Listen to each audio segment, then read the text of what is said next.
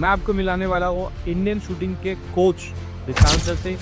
ये शेयर करने वाला है अपने शूटिंग के एक्सपीरियंसेस और लाइव भी करेंगे हमारे लिए लेके आए हैं सब बहुत से डीप नॉलेज शूटिंग के बारे में। कैसे शूटिंग अरेना सेटअप कर सकते हैं, कैसे शूटिंग रेंज सेटअप कर सकते हैं, कैसे आप एक इंडियन टीम का हिस्सा बन सकते हैं और इंडिया के लिए मेडल ला सकते हैं।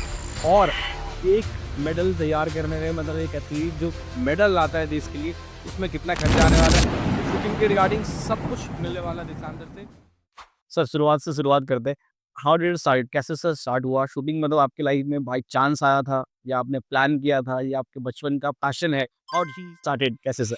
तो कोई भी गेम स्टार्ट करने से प्लानिंग के साथ तो स्टार्ट में होता है, क्योंकि जैसे हम हमारे जिस एरिया से हम आते हैं, बिलोंगिंग करते हैं, उस एरिया में कोई भी स्पोर्ट्स खेलना इतना डिफिकल्ट होता है, क्योंकि घर वाले या हमारे सोसाइटी में वो चीज़ें अवेलेबल होनी चाहिए। यस। वो प्लेटफॉर्म अवेलेबल होना चाहिए, आपके पास वो मैपिंग होनी चाहिए, आपके पास वो चीज़ें कैसे उसको इम्प्लीमेंट करोगे वो चीज़ें होनी चाहिए। तो बहुत स्ट्रगल था पहले तो, हालाँकि बेसिकली मैं बताना चाहता हूँ कि मैं पहले क्रिकेटर था। अच्छा।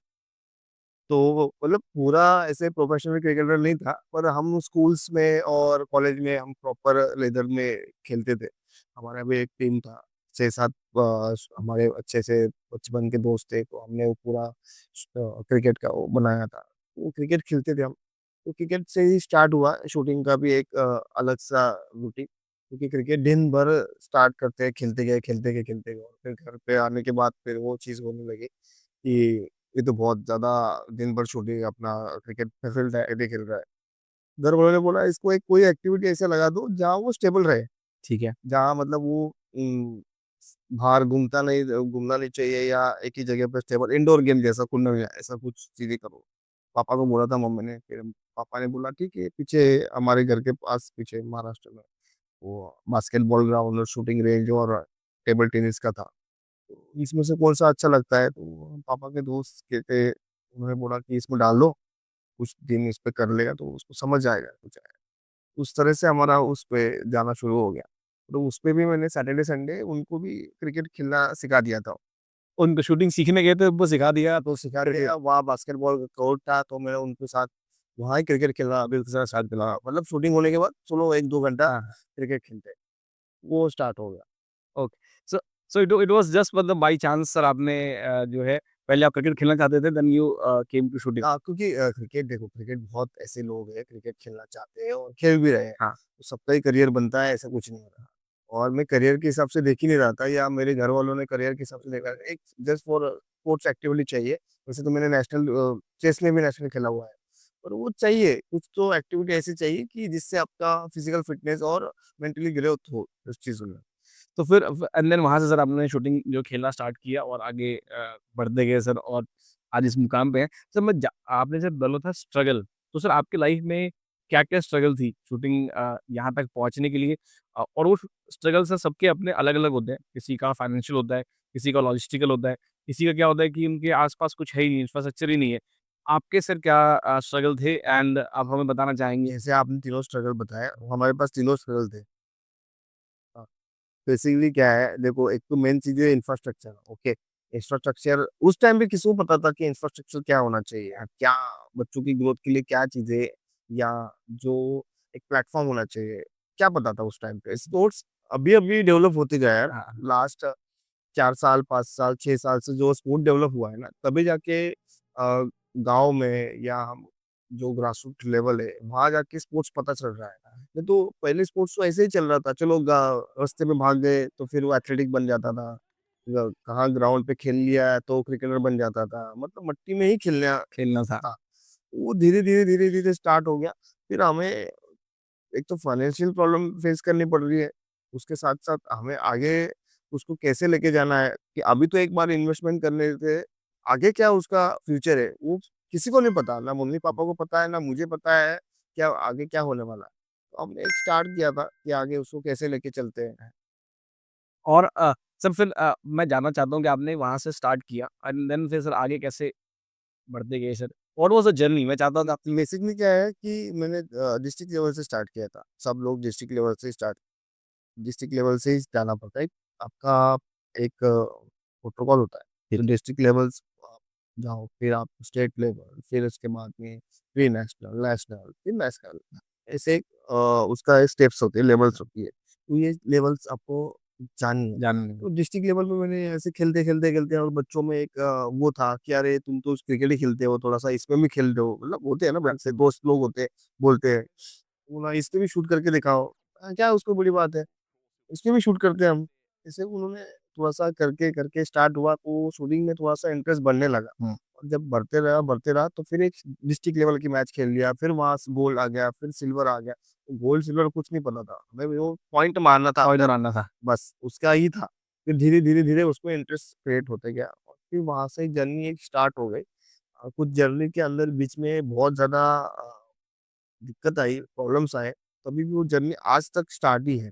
और अभी भी मुझे पता है कि आगे जाके भी कोई ना कोई इसमें आती है दिक्कत, तो हमें स्टे रहना है, हमें खड़ा रहना है और हमारा काम करते रहना मैं मैं सर वही पूछने वाला था कि आपको सर आपकी करियर में या फिर आपकी जर्नी में कोई ऐसा पॉइंट था कि आपने सोचा कि यार बस अब नहीं हो सकता या अब गिव अप कर देना चाहिए और आप फिर भी चलते रहे?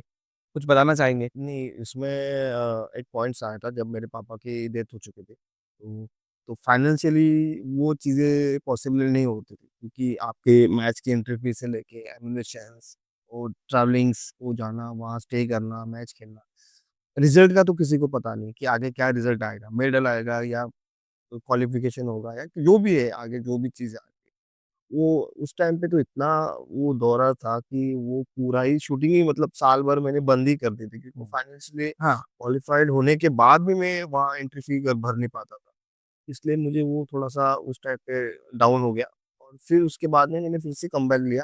तो कमबैक भी मैंने ऐसे लिया था कि मम्मी का जो गोल्ड था, वो हमें बेचना पड़ा और मम्मी ने अपने खुद के सोना और गहने जो भी थे, वो सोना बेच के देखो उस टाइम पे भी हमें पता नहीं था या हमारे पास इतना किसी ने इन्फॉर्मेशन नहीं दी या किसी ने उस चीज़ों को गाइड नहीं किया कि हाँ, ये करो, ये करने से क्या बेनिफिट आएगा। क्या कर ये तो मेरा और मम्मी का डिसीजन था और इस डिसीजन में मेरे मामा ने मुझे सपोर्ट दिया मतलब मम्मी के भाई ने मामा ने सपोर्ट दिया कि हाँ, करो आगे जाके कुछ तो इसका आगे होगा। तो दोनों को कुछ नहीं पता और मुझे कुछ नहीं पता कि आगे क्या होगा, सोना तो हम बेच दिया, आगे कैसा होगा? हम उससे सोना बेचने के बाद वेपन लिया नया फ़ॉरेन से, ओके। जर्मनी से। वो आपको पता होगा कि उसको कन्वर्ट करके वो ट्रांसफ़र करना पड़ता है जर्मनी में। जब जाके वो वेपन अपने नाम पे आता है, तो उसको 25 डे, डेढ़ महीने के आसपास टाइम लगता है। उस टाइम की बात बता रहा हूँ। वो लिया, कैसे कन्वर्ट करना वो नहीं पता नहीं था, तो पता था। धीरे-धीरे वो सब चीज़ें देखी, कि यूरो क्या होता है, यूरो को कितने कन्वर्ट करना है, फिर हमें कितना उनको भेजना है और मेन चीज़ क्या है, एक तो हम एक मिडल क्लास आदमी हैं, हम उनको पहले फर्स्ट पेमेंट करना है। हाँ, क्या गारंटी वो आएगा नहीं आएगा फ़ॉरेन से। हाँ। इंडिया में होता तो चलो हम जो शॉप में जाके या कई चीज़ें ले लेके या ऑर्डर कर लेते तो पता चल जाता। उस टाइम पे इतना नहीं थी ना सुविधा, हाँ, सोशल नहीं था, सोशल मीडिया नहीं था, नहीं था। ऑनलाइन प्रोसेस नहीं था, कुछ नहीं था। तब जाके वो वेपन हमने इंडिया में मँगाया और वो वेपन आया इम्पोर्ट कस्टम में गया, फिर कस्टम से वेपन आया। वो सब कुछ प्रोसेस हो के वो वेपन आया। उसके बाद में मैच खेलना शुरू हुआ, तो पहला ही मैच खेलने के बाद यूनिवर्सिटी का मैच था, तो पहले ही मैच में मेरा मेडल आ गया। और उससे ही फिर मैं अगले कॉम्पिटिशन वर्ल्ड यूनिवर्सिटी होती है, उसके लिए मैं सिलेक्ट हो गया। वो एक अलग ग्राफ हुआ था, बीच में ब्रेक हुआ, फिर उसको अप हुआ। तो उसके लिए मुझे रुकना पड़ा, थोड़े-से फाइनेंशियल क्राइसिस थे, उसको मैंने एडजस्ट किए। बहुत कुछ चीज़ें थी, लाइफ में आती है, वो थोड़ा-सा आपको रहना ही है। हाँ। आपको स्टेबल रहना है, आपको उस मंच पे, उस ग्राउंड पे, उस पोडियम पे, उस शूटिंग रेंज पे आपको खड़ा रहना है, ताकि आपको आने वाली सब चीज़ों के साथ आप फेस कर सको। आई आई थिंक सर ये आज जो एथलीट्स हैं या शूटर्स हैं उनके लिए काफ़ी इंस्पायरिंग बात आपने बताई। मुझे पता नहीं आपको बताना चाहिए या नहीं बट मैं जब अपने स्कूल में था तो मुझे शूटिंग करना था। मैंने अपने टीचर को बोला कि सर मुझे शूटिंग करना है और ऑब्वियस सी बात है इंडिया एज़ एन कंट्री बहुत से लोग ऐसे फैमिली से आते हैं जो अफोर्ड नहीं कर सकते। बिल्कुल, तो बिल्कुल। ज़रूरी नहीं है कि सबको मिले। देखो, मैं योगा के डिस्ट्रिक्ट में सर के साथ खेला था, तो मैंने कहा सर मुझे योगा करना नहीं है, मुझे शूटिंग करना है, मुझे डांस का शौक है। तो सर ने मुझे पूरी क्लास के सामने खड़ा किया, ऐसे यहाँ से पकड़ा और दबाया और उन्होंने बोला कि तुझे पता भी है कि उसकी एक पैलेट कितने की आती है? और तुम अफ़ोर्ड कर पाओगे क्या? और वो बात मुझे जो है अंदर कहीं न कहीं बड़ी चुभ गई, बट मैंने सोचा कि चलो ये तो सर जो कह रहे हैं वो गलत नहीं कह रहे हैं। मतलब ऐसा नहीं था, मुझे उसका नेगेटिव वे में ले रहा था। मुझे लगा सर जो कह रहे हैं बिल्कुल सही कह रहे हैं।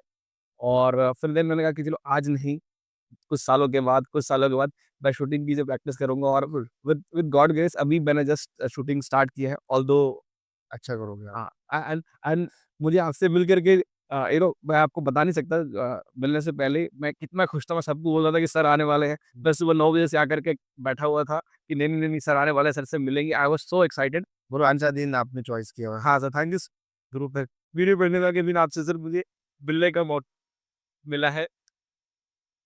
It's a true blessing.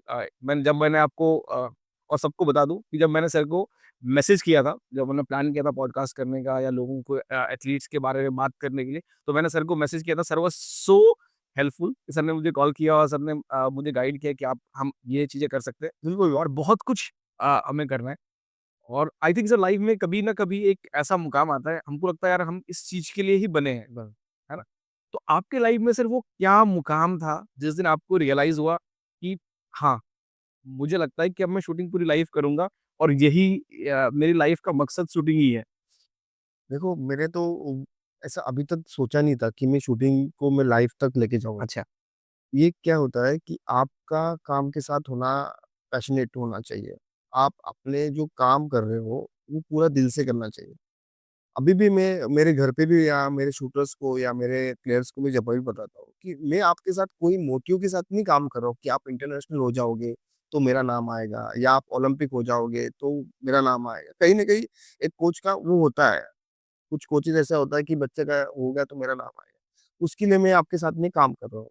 मैं इसके लिए काम कर रहा हूँ कि आपका कुछ तो भी करियर उस टाइम पे सेट हो जाएगा कि आप इंटरनेशनल एथलीट बनोगे।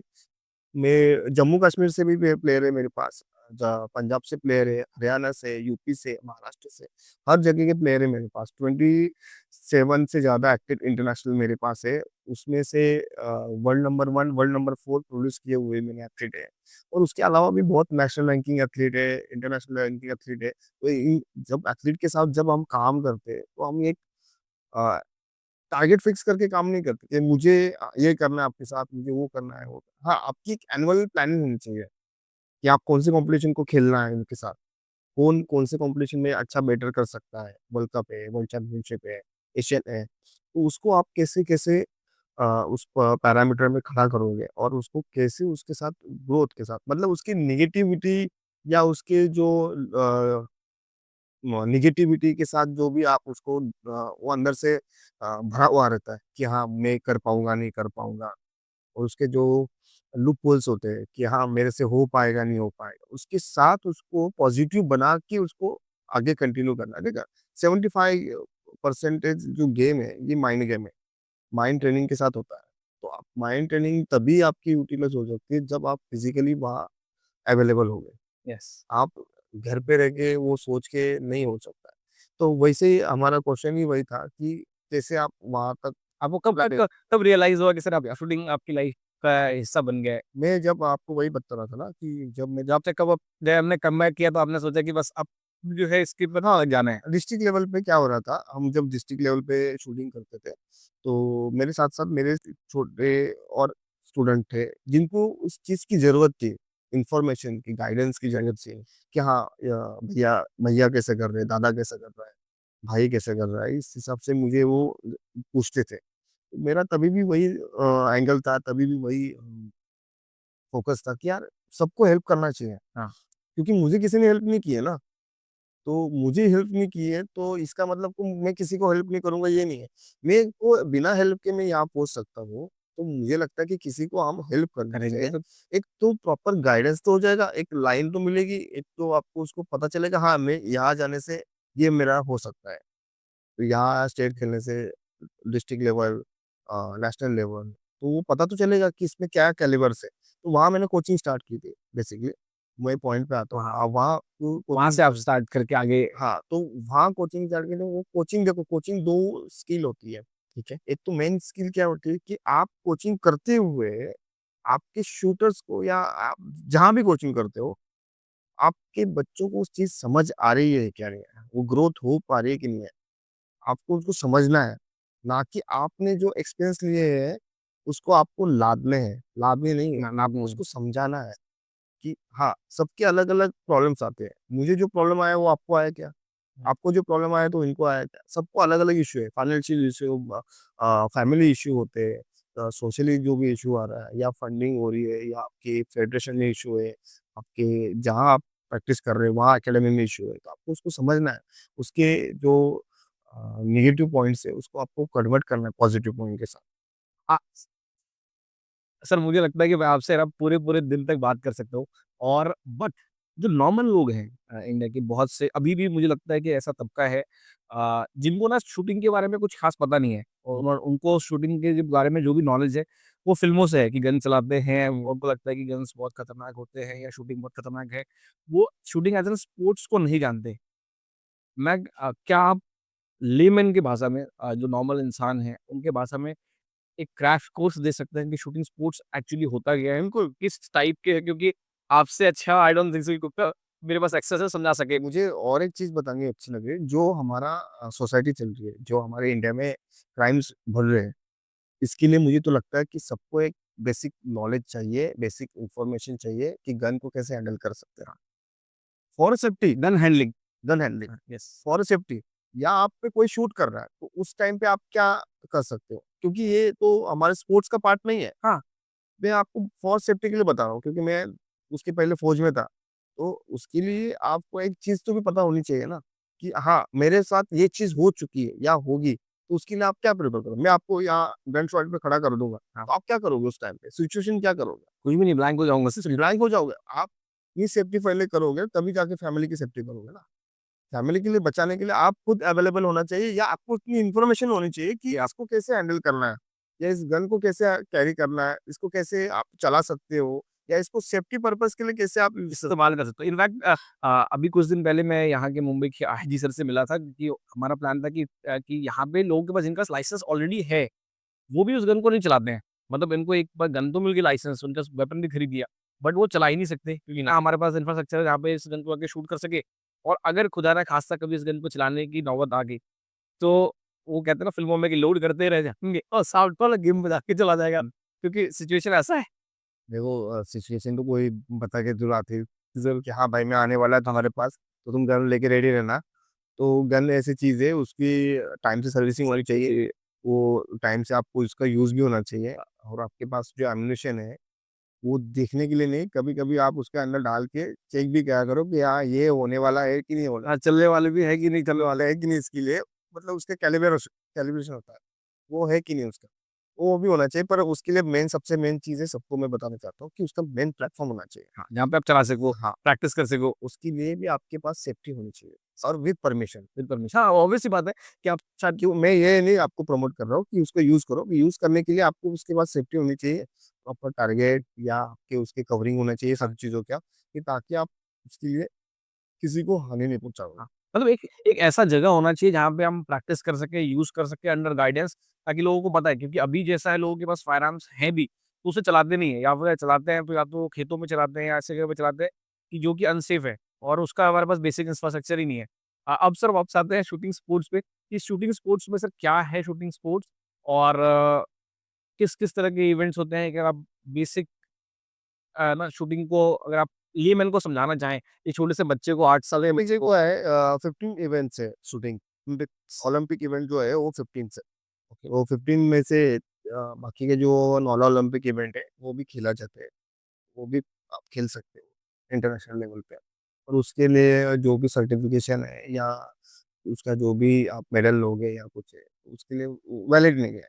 ओके, पर वो खेल सकते हो आप उसके खेल लिए। सकते हैं। हाँ, खेल सकते हो या जॉब आपको चाहिए तो वो उस बेस पे वो जॉब मिल सकता है, पर ओलंपिक इवेंट नहीं है वो। मतलब उसको क्वालीफाई करोगे तो ओलंपिक खेलोगे ऐसा नहीं है। ऐसा नहीं मतलब जो भी है उसके लिए नहीं हो सकता है। 15 ओलंपिक इवेंट्स हैं, 15 ओलंपिक इवेंट्स में आपको ओलंपिक कोटा जो आता है, वो दोनों-दोनों इवेंट में मतलब एक इवेंट में 2-2 कोटा आता है, ठीक है?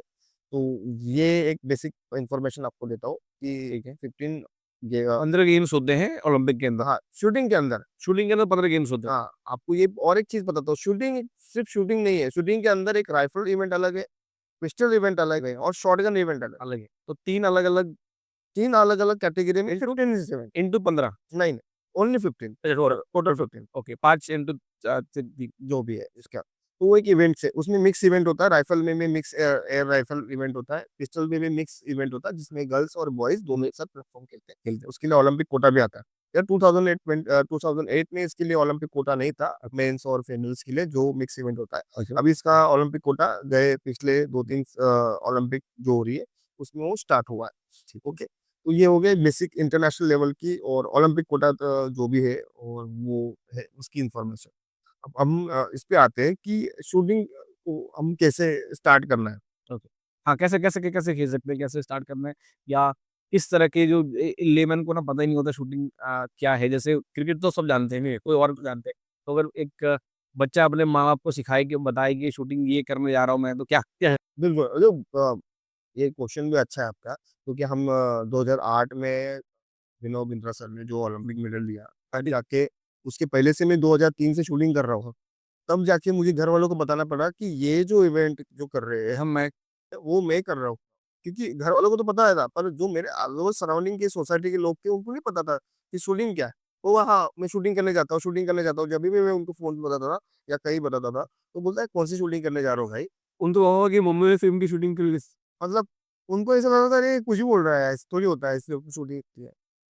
चीज़ें नहीं थी, नहीं, डेवलप नहीं था, वो प्लेटफ़ॉर्म नहीं नहीं था। जैसे अभी स्कीम्स आई है गवर्नमेंट की, वो नहीं था। तो स्कीम की बात मैं बाद में बात करते हैं। करेंगे। तो पहले हम उसके लिए शूटिंग स्टार्ट करते हैं, तो शूटिंग हम ऐसे स्टार्ट करते हैं डिस्ट्रिक्ट लेवल से, जैसे ले बोला बताया था मैंने डिस्ट्रिक्ट लेवल से, फिर स्टेट लेवल से प्री स्टेट से लेके आपको नेशनल और नेशनल से फिर इंडियन टीम के ट्रायल्स तक आप खेल सकते हो। तो आपके आस-पास में जहाँ भी डिस्ट्रिक्ट होगा या स्टेट लेवल की रेंजेस होंगी, वहाँ जाके आप एनरोल करके मेंबरशिप लेके आप शूटिंग स्टार्ट जैसा कि आपने बताया कि बहुत अलग-अलग टाइप की शूटिंग्स है, 15 तरह के इवेंट्स होते हैं शूटिंग में। तो क्योंकि आप सर इंडियन जो है ना शूटिंग टीम के कोच हो, तो इंडिया सबसे ज़्यादा अभी किस पर्टिकुलर इवेंट में सबसे आगे एक्सेल कर रहा है आपके हिसाब से? मुझे ये लगता है कि पूरे स्पोर्ट्स में देखा जाए तो एथलेटिक हो गई। नहीं सिर्फ शूटिंग के अंदर, ये जो अलग-अलग शूटिंग के है ना राइफल्स, पिस्टल्स, ट्रैप में ये सबसे ज़्यादा एक्सेल किस पे कर रहे हैं हम लोग? राइफल में, राइफल में, हाँ, एयर राइफल में। एयर राइफल और टू-टू में। पॉइंट टू टू में हम लोग एक्सेल कर रहे हैं तो हाँ, करिए। 10 मीटर राइफल और 50 मीटर राइफल में, साथ फिर उसके बाद में आता है हमारा पिस्टल इवेंट। तो पिस्टल में भी 10 मीटर पिस्टल और 25 मीटर पिस्टल आता है और उसके बाद में आता है शॉटगन। शॉटगन आता है। तो अभी हम लोग जो है 10 मीटर राइफल में और जो .22 राइफल में हम लोग एक्सेल कर रहे हैं। तो एक्सेल तो हम पूरा ओवरऑल ही कर रहे हैं। ओवरऑल ही कर रहे हैं, सभी में हमें आपको पता है ना, हाँ, इतना ज़्यादा शूटिंग में ये बन चुका है ना प्लेटफ़ॉर्म का, इतना ज़्यादा स्कोर बन चुके हैं ना, वो पकड़ना और उसके साथ वो सब कंटिन्यू करना करना बहुत ये हो गया। और मैंने आपसे क्यों पूछा कि मैं ये जानना चाह रहा था कि जैसा कि राइफल चला रहे थे, उसका कोई स्पेसिफिक रीज़न है कि शूटिंग में लोग एक्सेल कर पा रहे हैं उस पर्टिकुलर इवेंट में या कोई ख़ास कारण है कि कई बार क्या होता है कि अगर समझे राइफल की बात कर रहे हैं, तो क्या राइफल के सबसे ज़्यादा है इंडिया में या वो ईज़ी है करना या सिर्फ़ रैंडम है कि लोग राइफल को चूज़ करते हैं क्योंकि अभिनव बिंद्रा जी को हमने देखा है। तो क्या उस वजह से सबसे ज़्यादा हम लोग राइफल में तैयार हो रहे हैं? क्या कोई ख़ास आपको कारण लग रहा है? बेसिकली मेरे पास जब बिगिनर एक्चुअली आता है ना, वो क्या करता है कि वो सोचता है कि सिंगल हैंड से पिस्टल चलाना है। वो उसको ऑब्जर्वेशन करता है किसी शूटर को, यस, यस। सीनियर शूटर हो या नेशनल शूटर हो, उसको ऑब्जर्वेशन करता है कि यार ये तो सिंगल हैंड से चला रहा है, तो बहुत थोड़ा स्ट्रगल होगा या बहुत कुछ एफर्ट्स लगेगा। एफर्ट्स लगेगा। तो इसलिए वो राइफल पे आता है। राइफल पे आते हैं। तो 50% ऐसे शूटर्स है जिनको पता ही नहीं है कि हमें हमारी जो स्ट्रक्चर है, हमारा बॉडी ठीक है। हम किसके लिए बन बेटर है। हाँ, राइफल के लिए या पिस्टल के लिए या शॉटगन के लिए। देखो शॉटगन में होता है एक थोड़ा-सा कॉस्टली हो जाता है, कॉस्ट कुछ एम्यूनेशन बन जाते हैं। नहीं आता, तो हम राइफल पिस्टल की बात करेंगे, शॉटगन के लिए एक अलग से बात करेंगे। बात करेंगे। क्योंकि आपको दोनों चला के देखने हैं स्टार्टिंग में अच्छा। और आपकी बॉडी बैलेंसिंग कैसी है, आप किस आँख से देख रहे हो, राइट देख रहे हो लेफ्ट देख रहे हो। मास्टर आई भी बहुत ज़रूरी है। तो आपका मास्टर आई कौन-सा? उसके बाद ना आपको पता चलता है कि आप राइटी हो या लेफ्टी है। ओह! तो ये सब कुछ है ना बेसिक चीज़ें हैं, जिसको आपको करके ही आगे शूटिंग में आना एनरोल होना। नहीं, मुझे पसंद आया, मेरे दोस्त ने राइफ़ल लिया, फिर मैं भी राइफ़ल लिया। उसका कोई नहीं, दोस्त चला जाता है, ये इधर ही रहते इधर आ जाता है। हाँ, तो ये चीज़ें थोड़ी-सी चीज़ें हैं जिसको आप ऑब्ज़र्वेशन करो कि हाँ, ये बेटर है, ये वो बेटर है। अभी देखो पहले नहीं था। तो आप इसको अभी है तो उसको बेटर करो, क्योंकि आने वाले जनरेशन में आप उसको बच्चों को आपके लेके आओगे तो आपको मैं बता रहा हूँ कि आपको 8 और 10 साल के अंदर ही आपको ग्रोथ मिलेगी और रिजल्ट आपको वो मिलेगा जो आपने एक्सपेक्ट भी नहीं किया था। सर जिस पैशन से सर आप इसे बता रहे हो, मुझे लगता है कि आप कोच हो, आप गुरु हो, अ, आप देख के लोगों को एक ना भाप लेते हो कि यार ये कुछ अच्छा कर सकता है। बेसिकली हाँ, हाँ, है ना? बिल्कुल। तो मैं ये जानना चाहता हूँ कि एक जो अच्छा शूटर होता है, एक ग्रेट शूटर के लिए क्या ज़रूरी है? टेक्निकल स्किल ज़रूरी है, मेंटल टफनेस ज़रूरी है, फिज़िकल कंडीशनिंग ज़रूरी है या ओवरऑल सब कुछ है या कुछ और?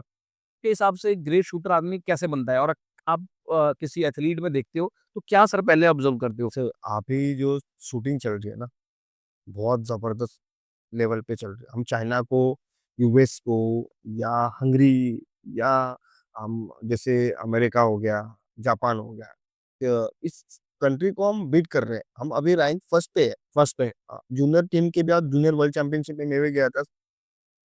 यहाँ था अभी जूनियर वर्ल्ड चैंपियनशिप या साउथ अमेरिका था, लिमा था। फिर उसके पहले मैं जर्मनी था। अभी तो 15 दिन पहले आपको से 12 दिन तक जर्मनी में था, वर्ल्ड कप था। उसके पहले हम एशियन चैंपियनशिप के लिए गए थे कोरिया। तो तभी हमने 22 मेडल्स लिए थे, 550 प्लेयर्स में से रैंक फर्स्ट पे थी इंडिया।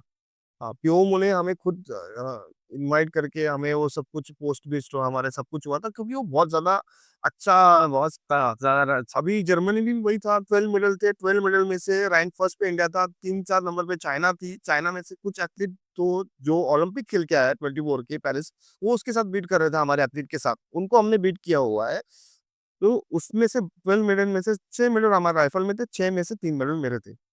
2 जिनको मैं ट्रेनर का बेसिक हम टीम के लिए काम कर रहे हैं। हाँ, एक इंडिया के लिए काम कर रहे हैं, इंडिया की। मैं जस्ट इन्फॉर्मेशन के लिए आपको बता रहा हूँ कि हम तो एक पूरा टीम के लिए काम कर रहे हैं। हर स्टेट से, हर जगह से शूटर आते हैं। स्टेट में से भी जहाँ हमें एक जगह भी नहीं पता है, वहाँ से कुछ टैलेंट आ रहा है हमारे पास और वो टैलेंट को हमने पूरा परखा है, उसको हमने फिनिशिंग दी है, उसको हमने रूल्स रेगुलेशन के साथ बनाया हुआ है, ताकि तब जाके वो प्लेटफ़ॉर्म पे जाके शूट करे और वो कंसिस्टेंसी लाए जो इंडिया में थी उसकी। Yes sir. फॉरेन में क्या वेदर चेंज हो जाता है, 24 आवर्स का जेट लैग होता है और बहुत सी चीज़ें आ जाती है। उससे उसको फर्स्ट मैच होती है उसकी, तो उसको हमेशा तो चांस नहीं मिलेगा ना, हाँ, ये हाँ। आएगा तो ये मैच नहीं होगा तो नेक्स्ट मैच में मिलाएँगे। देखो, इंडिया में शूटिंग में एक कन्फर्म चैंपियन नहीं हुआ है। हाँ, आज ये चैंपियन हो गया ना तो कल दूसरा दूसरा चैंपियन है। चैन मिल जाएगा। 6-6 महीने में नहीं, अगले 2 ट्रायल्स में ही चेंज हो जाएगा सर जाता है। कि ये इसने बेटर किया तो ये बेटर। आप सोचोगे भी नहीं यार इसका नाम कहाँ था? वो शूटिंग ही कर रहा था और उसकी स्कोर उतना नहीं लग पा रहा था।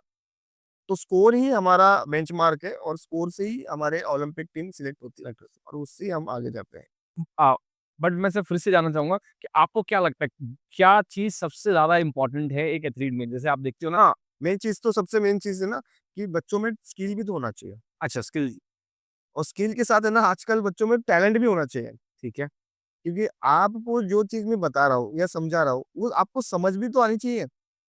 आप उसको कैसे ग्रैब करोगे? कैसे उसकी ग्रोथ होगी? उसको कैसे इम्प्लीमेंट करोगे? टैलेंट, आपकी स्किल, आपका बॉडी स्ट्रक्चर, बॉडी स्ट्रक्चर मतलब आप फिज़िकली कैसे फिट हो, हाँ, ओके? और आपका माइंड है, सबसे मेन चीज़ है माइंड। माइंड मतलब वही जानना चाह रहा था कि सबसे इम्पोर्टेंट जो है मेरे ख्याल से माइंड को शूटिंग में ज़रूरत है। देखो मैं आपसे बात कर रहा हूँ, ठीक, मैं आपसे ये चीज़ बताइए कि सर आपको ये चीज़ आपको राइट से नहीं लेफ्ट से करनी है, ओके। तो मैंने आपको ये चीज़ समझा दी, फिर मैं 2 दिन बाद फिर से आपको एक चीज़ समझा रहा हूँ कि नहीं ये राइट से नहीं लेफ्ट से करना है।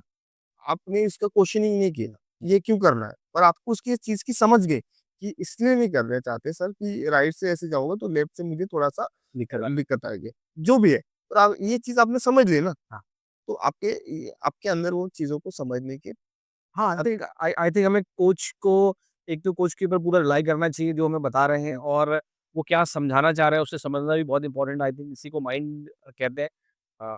सर मैं लोग क्या है ना जब हम शूटिंग की बात करते हैं जैसे आपने अभी बताया कि ट्रैप शूटिंग बहुत एक्सपेंसिव है या जैसे मैंने बताया कि मुझे मेरे टीचर ने बोला था कि पैलेट भी कितना महँगा आता है कि अफ़ोर्ड कर सकते हो नहीं। और लोगों के दिमाग में बहुत से भ्रांतियाँ हैं या सोच कुछ सच भी है। कि शूटिंग एक बहुत एक्सपेंसिव स्पोर्ट्स है, बिल्कुल है। ठीक है? तो एक रियल क्वेश्चन है कि अगर समझ लो कि मुझे शूटिंग में कुछ करना है और हाइपोथेटिकल क्वेश्चन करते हैं, कि मुझे ओलंपिक का मेडल चाहिए। बिल्कुल। तो उसके लिए मुझे कितने पैसे खर्च करने पड़ जाएँगे? और मैं आपको बता देता हूँ कि ट्रैप के लिए अभी आप मुझे बताएँ और एयर पिस्टल्स पे अगर मैं करना चाहता हूँ, कितना खर्चा आएगा? मैं आपको ये बताना चाहता हूँ, आपको मैं एक चीज़ बता दूँगा कि सर आपको इतने-इतने पैसे लगेंगे। हाँ, ये उस क्वेश्चन का आंसर ही नहीं हुआ है। आपका क्वेश्चन का आंसर होना चाहिए कि आपके चीज़ों का मैनेजमेंट कैसे करोगे? तभी आप ओलंपिक तक पहुँचोगे। मुझे आईएएस बनना है। मैंने आज सोच लिया मुझे आईएएस बनना है। जाके दुकान से, शॉप से जो भी बुक्स है वो सब रेफर करके जो भी आपके सॉल्यूशन पेपर्स है वो सब कुछ लेके आया। मैं एकदम प्रॉपर करके एक रूम बना दिया आईएएस बनाने के लिए और उसमें मैं स्टडी करना। मुझे पता ही नहीं है कि मेरे स्टेप्स क्या है पहले, क्या कहाँ से स्टार्ट करना है सबसे स्टार्ट करना है। तो आपसे सबसे मेन चीज़ है कि आपके मैनेजमेंट क्या है? आप कैसे इस चीज़ को मैनेज यहाँ कर से सकते हैं। आगे लेके कैसे जाएँ, कैसे लेके जाएँ? आगे कैसे फॉरवर्ड करोगे? चीज़ होने के बाद ही उसको इम्प्लीमेंट करना चाहोगे ना आप। तो इम्प्लीमेंट करने के लिए आपके पास वो चीज़ तो अवेलेबल होनी चाहिए ना। हाँ, गाइडेंस तो ऐसा नहीं है ना कि आप ये 10 लाख ले लो और मुझे शूटिंग बना लो, नहीं बन सकता। नहीं बन सकते, पैसे से नहीं कर सकते मतलब। मुझे ये बोलना है कि आपको आपके अंदर वो चीज़ों को टैलेंट होना चाहिए, आपके अंदर वो हार्ड वर्क होना चाहिए कि हाँ, मुझे ये करना है। पैसे देके या आप टाइम बोलोगे सर मुझे 6 महीने में ये करा दो, मुझे 1 साल के अंदर ये बना दो, कैसे बोलेंगे? आपको ये प्लेटफ़ॉर्म पता होना चाहिए कि आपको ओलंपिक में जाने तक पहले आपको नेशनल, इंटरनेशनल लेवल पे क्या-क्या आपको दिक्कतें आने वाली है, उसको आपको कैसे स्टेबल रहना है, कैसे खड़े रहना है और उसके साथ-साथ आपको परफ़ॉर्मेंस भी देना है। तभी आपको हम एक देखते हैं ओलंपियन हाँ, ये ओलंपियन और अरे ओलंपियन बोलने में ईज़ी है। उसने क्या स्ट्रगल किया है, बैक इंजरी से लेके हेड इंजरीज़ तक लेके नी इंजरी से लेके बहुत इंजरी उसने अंदर मतलब बहुत बड़ी इंजरी नहीं होती है। वो खड़े होते हैं, पोज़ीशन बना-बना के एथलीट को इतने क्रैम्प्स आ जाते क्रैम्प्स आना शुरू हो जाता है ना इंडिया में तो छोड़ो वो फॉरेन में उस परफ़ॉर्मेंस को टिकाने के लिए कितनी हेल्प करनी पड़ती है, एक्सरसाइज़ेज़ करनी पड़ती है, माइंड ट्रेनिंग करना पड़ता है, ये हमें पता है। एज़ अ कोच मुझे ये पता है। लोगों को लगता है यार शूटिंग है यार बेस्ट है यार मस्त है ये मारा वो मारा वो हाँ। नहीं है भाई इससे बहुत हार्ड है। एक सब आपकी स्टडी हो जाएगी आप आईएएस बन जाओगे और स्पोर्ट्स पर्सन भी बन पाना बहुत मेहनत का काम। मतलब चांसेस आर कि अगर आप पढ़ के आईएएस की तैयारी करो, आईएएस बनने के चांसेस ज़्यादा हैं और ओलंपिक के मेडल लाना तो बहुत ही ज़्यादा मुश्किल है, नेक्स्ट टू इम्पॉसिबल है। और इसी पॉसिबल नहीं है, हाँ, पॉसिबल है। हाँ पॉसिबल है तो देखो हम हमारी जितने भी इंडियन प्लेयर्स हैं ना, में सभी अच्छे हैं हमारे। मैं ये बताता हूँ सभी अच्छे हैं, सभी टैलेंटेड सभी स्किल्ड। मैं किसी एक पर्टिकुलर बात की नहीं कर रहा हूँ और हमारा नेशनल फेडरेशन है बहुत हेल्पफुल है। उसके साथ-साथ हमारे जो साई है, स्पोर्ट्स अथॉरिटी ऑफ इंडिया, वो बहुत हेल्पफुल है, शूटर्स के लिए, हमारे स्पोर्ट्स पर्सन के लिए, वो सबके लिए, ओके। पर वो चीज़ क्या है, सिचुएशन कोई भी बता के नहीं आने वाली आपके साथ, ओके। आप सवा सौ करोड़ लोगों के साथ आप लाइव जाओगे, मैच करोगे, सवा सौ करोड़ तो सोचा नहीं ना आपने, नहीं। पर अंदर जब शूटर जब प्लेटफ़ॉर्म पे खड़ा होता है ना, तब उसको सब पता चलता है। ऐसी-ऐसी फिंगर्स होती है उसकी ऐसी-ऐसी, प्रिपरेशन, प्रेशर, हार्ट बीट सब बढ़ जाती है। वो कोच को देख रहा है, कोच उसको देख रहा है और दोनों के बीच में हार्ट बीट पता चलती है कि ये शॉट चलाना है, ये ऐसा करना है, वो ऐसा करना है। सब टेक्निकल्स चीज़ें, सब मेंटली चीज़ें, आपके अंदर कम्युनिकेशन, सेल्फ टॉकिंग सब चीज़ें वहाँ धरी रही जाती है। प्रेशर इतना हाई होता है ओलंपिक लेवल में जाने के लिए क्योंकि सराउंडिंग वैसी ही बनी होती है। ओलंपिक प्लेयर होते हैं सराउंडिंग क्योंकि उसको भी शूट करते-करते देखा हुआ होता है।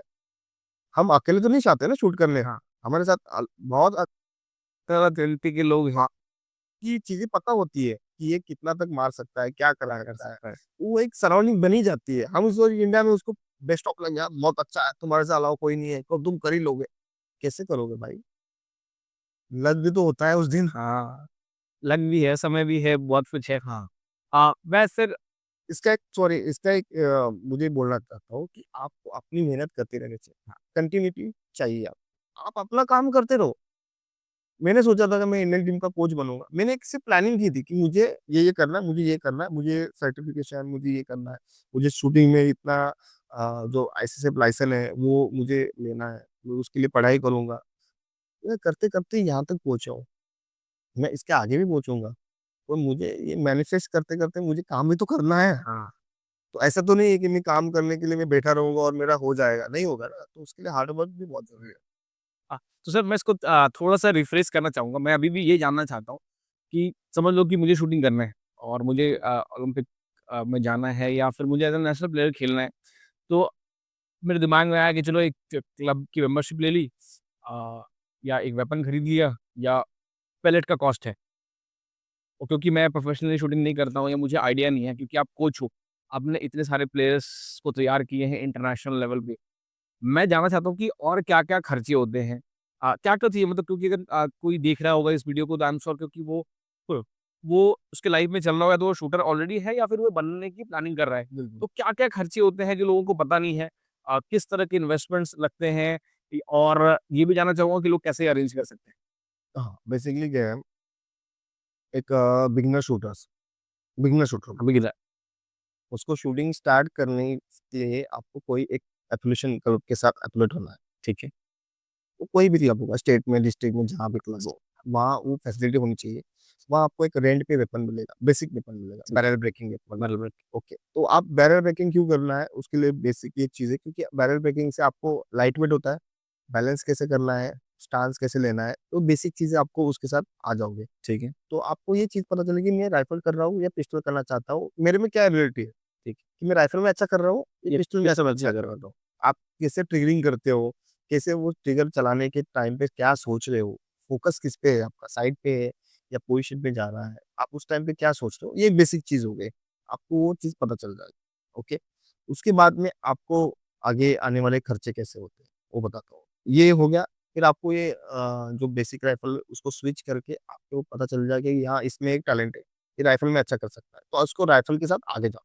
तो राइफ़ल के साथ आगे जाने के लिए आपको इम्पोर्टेंट राइफ़ल के साथ खेलना पड़ेगा। तो वो आती है पॉइंट 177 की 4.5 के अवेलेबल। हाँ, चलो जर्मन होती है या उसमें 2-3 कंपनीज़ है, कंपनी का वो है, वॉल्थर है, इश्यूज़ है, ये कंपनीज़ है। तो जो भी आपके पास अवेलेबल है वो कंपनी का आप पिप साइड एयर राइफ़ल कर सकते हो। पिप साइड एयर का राइफ़ल मतलब जो बैक साइड में उसकी साइड होती है और फ्रंट साइड में रेयर साइड होती है, साइड होती है। आपको सर्कल टू सर्कल उसको मैच करना है और वो जाके ट्रिगरिंग करना है। जब आपने बेसिक की बात की, मैंने बोला ना बेसिक बेसिक बेसिक उसमें आपको वी बनता है, वी से आपको 4 साइड में आई होता है। जैसे कि त्रिशूल होता है ना, वैसे आपको बना के साइड पिक्चर पे देखना है ब्लैक सर्किल पे। टारगेट आपको पता ही है कैसा होता है। मैं इनको भी बता दूँगा, एक टाइगर का फॉर्मेट होगा तो दिखा दूँगा, मैं वो दिखा दूँगा, जो भी हमारे ऑडियंस है। हाँ। तो एक चीज़ है, तो ये चीज़ होती है। उसके बाद में लगने वाले एक्सपर्टीज़ क्या है? आपको पता चल गया आपके बच्चे में वो टैलेंट है, आपको पता चल गया कि वो राइफ़ल आगे कंटिन्यू करेगा, तो जैकेट ट्राउज़र आता है। Jacket trouser. जैकेट ट्राउज़र जो आता है, जो हमारे हार्ट बीट्स को स्लो करता है। ओह! वाह! हमारे हार्ट बीट को स्लो कर देते हैं। हाँ, जो हमारी पंपिंग होती है बॉडी की, वो स्लो कर देते हैं। तो वो जैकेट ट्राउज़र का आपको यूज़ करना है। तो जैकेट ट्राउज़र में उसके साथ शूज़ आते हैं, ठीक है? तो उसको शूज़ भी आते हैं, एक स्टेबल शूज़ आता है, पूरा उसका फ्लैट स्टेबल होता है और उसको हार्ड होता है थोड़ा-सा नीचे से ना, वो ताकि वो मूवमेंट ना हो, कहीं से भी क्रंचेस ना आए, फ्रंट से जो भी है, बैक से कुछ ना हो, स्टेबल रहे। तो जैकेट ट्राउज़र का और जैकेट और ट्राउज़र दोनों मिला के 75,000 ₹75,000 के आस-पास। हाँ, स्टार्टिंग प्राइस। और वेपन? उससे कम भी आता है, और वो कंपनी अलग है, ब्रांड अलग है। तो ब्रांड को मैं एक कपा भी अच्छा ब्रांड है, आप उसके साथ जा सकते हो। हमारे महाराष्ट्र के सर, हम तो उसको we should say it loud, ये महाराष्ट्र का ब्रांड है और ये बहुत कमाल का है। 85 कंट्री में गया हुआ है जो नीलेश राणे सर के। We should be proud of it. हाँ, बिल्कुल, और चाइनीज़ यूज़ कर रहे हैं ना, मुझे बहुत अच्छा लगता है। मतलब सर, मतलब मैं जितनी बार भी कपड़ा के नाम सुनता हूँ सर, मेरा दिल ऐसे बड़ा हो जाता है, क्योंकि अभी हम लोग महाराष्ट्र में बैठे हैं और ये महाराष्ट्र की कंपनी है, और पूरे दुनिया में जब मैं इंटरनेशनल शूटर को पहनते हुए देखता ना, दिल मेरा ऐसा हो जाता है कि अरे, हमें भी अच्छा लगता है कि यार ये तो हमारा ही पहना हुआ है। हमारी पैरों में, हाँ, और ये तो यहाँ पे, ये बगल में ही। फिर मैं तो हमेशा नीलेश सर को, जब हमारे नीलेश राणे सर है, जो उनकी जो ओनर है, और उनके जो मैम है वाइफ, वो दोनों मिलके ये सब कुछ चलाते हैं। बहुत इंटरनेशनल लेवल पे इन्होंने चाइनीज़, कोरिया, जापान, जो जितनी भी कंट्रीज़ है ना, उनमें उन्होंने अपने-अपने ब्रांचेस ओपन कर दिए। मुझे अच्छा लगता है। एक लोग होता है ना स्टार्टअप इन, दिल दिल खुश रहता है सर। तो एक स्टार्टअप इंडिया वाला होता है ना, उनके लिए एग्ज़ाम्पल है कि पूरी दुनिया में बेच रहे हैं। बिल्कुल।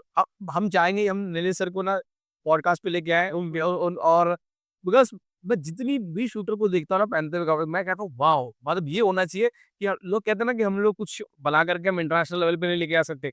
उन्हें इस ब्रांड से सीखना चाहिए, कैसे उन्होंने इंटरनेशनल लेवल पे जो है झंडे गाड़ रखे हैं। और मेन चीज़ क्या पता है? कि इसको मेंटेन करना और कंसिस्टेंसी रखनी, वो बहुत बड़ी बात होती है इस इंडस्ट्री में, यस सर। शूटिंग में। खासकर क्योंकि सारी प्रिसीजन का गेम है। एक तो मेन तो ट्रस्टेड, आपका ट्रस्टेड पॉइंट क्रिएट होना चाहिए।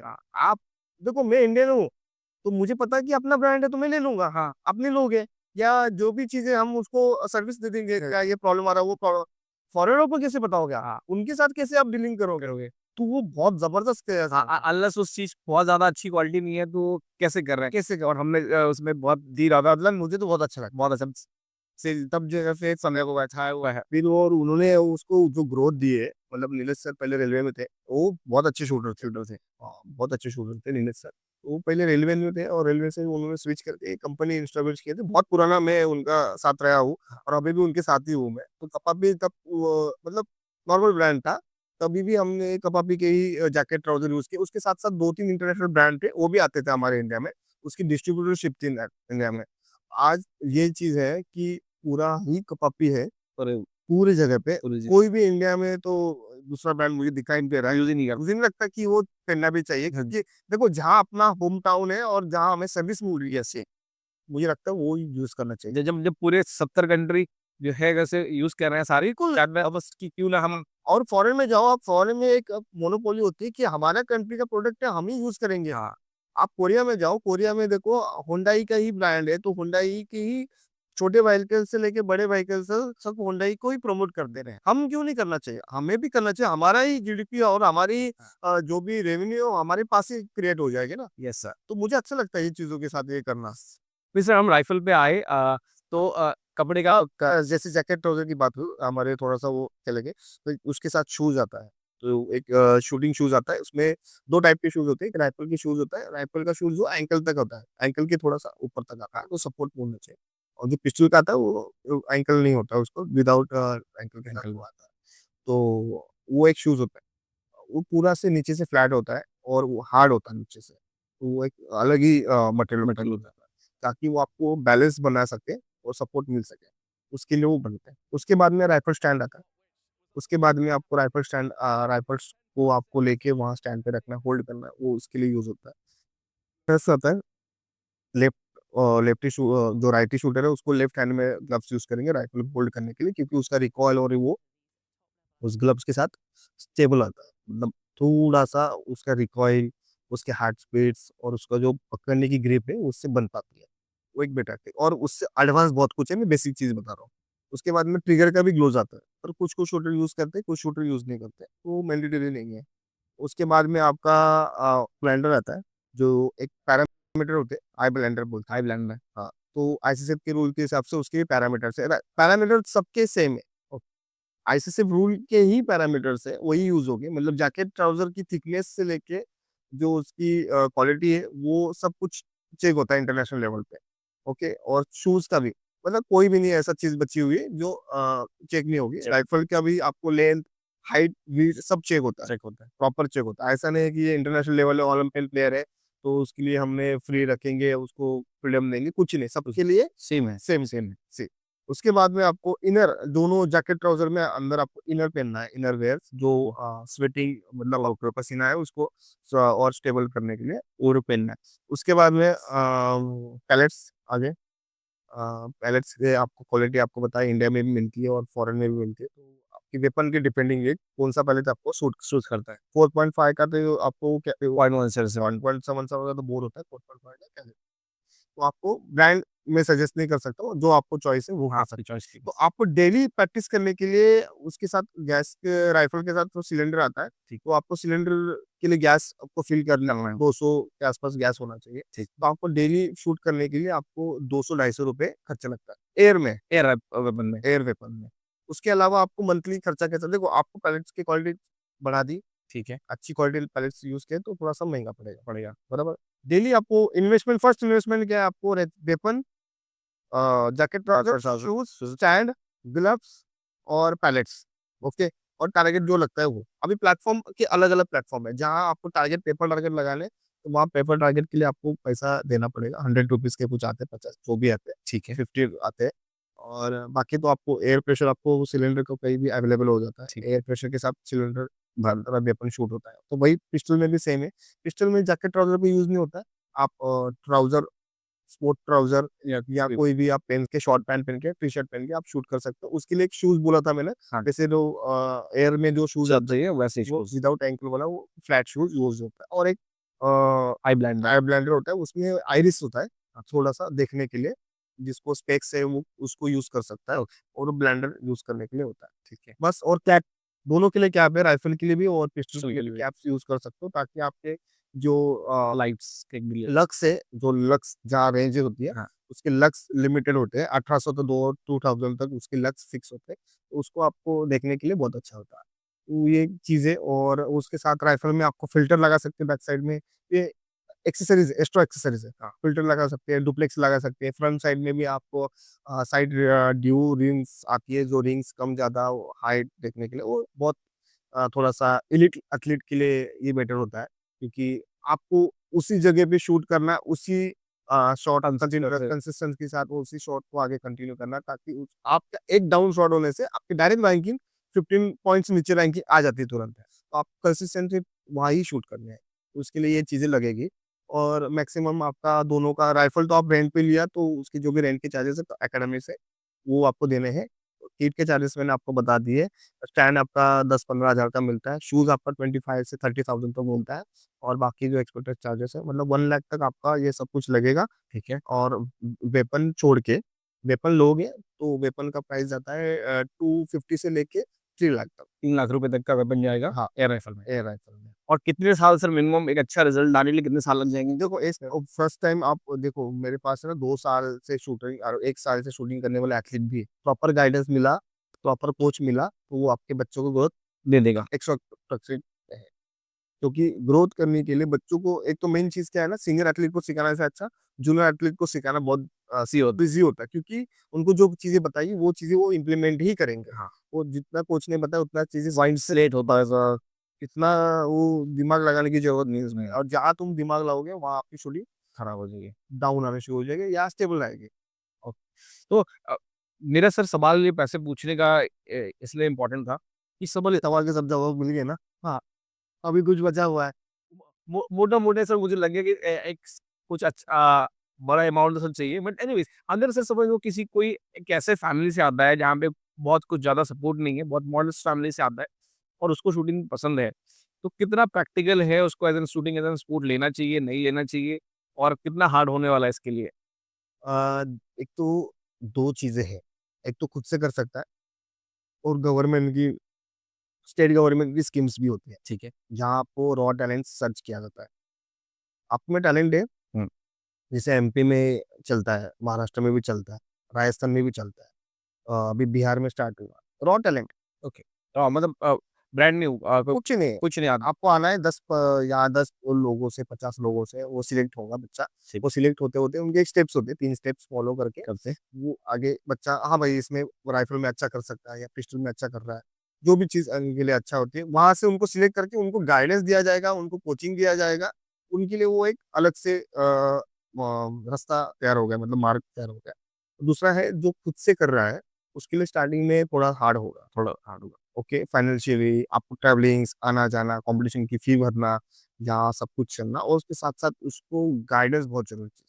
क्योंकि आप, क्या होता है इंडिया में क्या हो रहा है कि आप पैसा तो लगा दे रहे हो शूटिंग में, और 2-3 साल बाद, मेरे पास जितने एक्सपीरियंस आ रहे हैं मैं आपको शेयर, 2-3 साल बाद पता चल रहा है कि इसका तो एज भी खत्म हो रहा है बच्चे का, क्योंकि जिस एकेडमी में वो कर रहा था, वहाँ उतना ग्रोथ नहीं हो पाया, ओके। या उसके कोच ने या वहाँ जो भी लोग थे, हाँ। उन्होंने उसको उतना चीज़ें बताई नहीं, सिखाई नहीं, या उसके लिए वो चीज़ें नहीं बन पाई, या उसको वहाँ एडजस्ट नहीं हो पाया सराउंडिंग की वजह से, जो भी हो, चीज़ नहीं समझ पा रहा है, जो भी हो। 5 साल बाद बच्चा मेरे पास आने के बाद बोलता है कि सर मुझे करना है।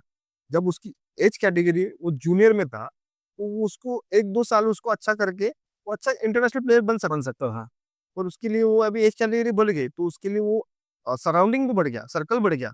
जूनियर से वो सस्ता हो गया है। सब जूनियर से वो जूनियर में आया, तो ऑब्वियसली आपको पता है दायरा बढ़ गया, और जूनियर से सीनियर में आ गया, तो और दायरा बढ़ गया। कर गया। तो सीनियर में जो एथलीट है, एज कैटेगरी के हिसाब से नहीं बता रहा हूँ मैं, हमारे जो कैटेगरी है, बने हैं उसके साथ। उसके हिसाब से बता रहा हूँ। जो हमारे जूनियर एथलीट है, वो सीनियर में खेल रहे हैं।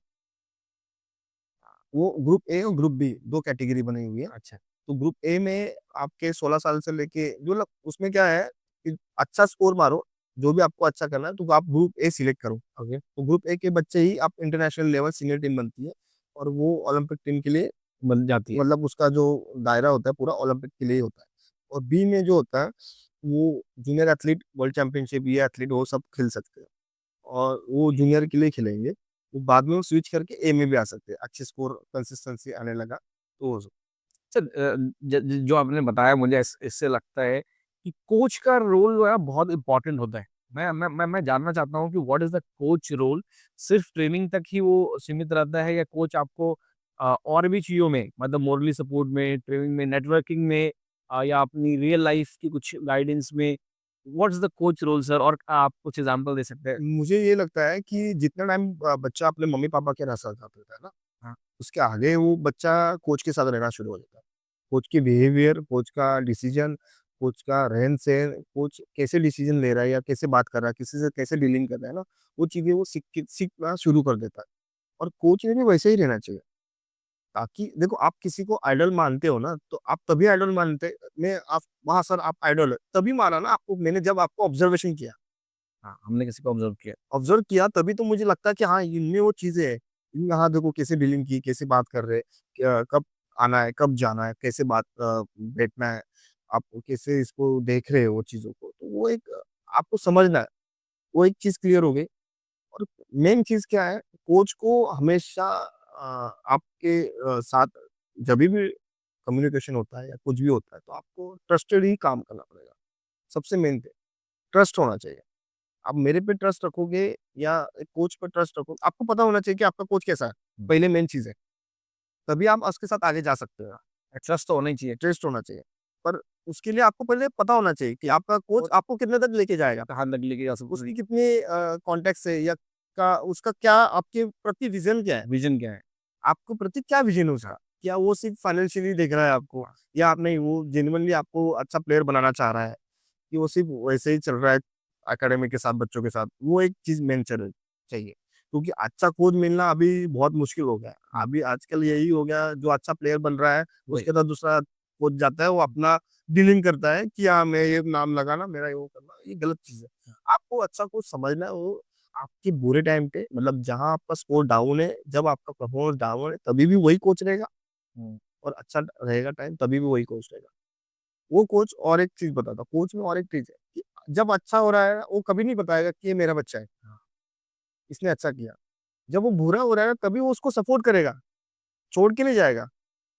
कभी भी कोई भी प्रॉब्लम आए, दिक्कत आई वेपन्स में, इसमें, किट में, जैकेट में, तो आपके पीछे ही रहेगा वो। स्कोर डाउन रहेगा, तभी भी पीछे रहेगा कि क्या दिक्कत आई, क्या प्रॉब्लम है, सॉल्व करेगा, सॉल्यूशन देगा। ऐसा नहीं है कि आपको शूट करना शुरू कर दिया, मैच करना शुरू कर दिया, कोच चला गया, घर चला गया, कहीं जगह चला गया। तो वो एक चीज़ आपको पता होनी चाहिए।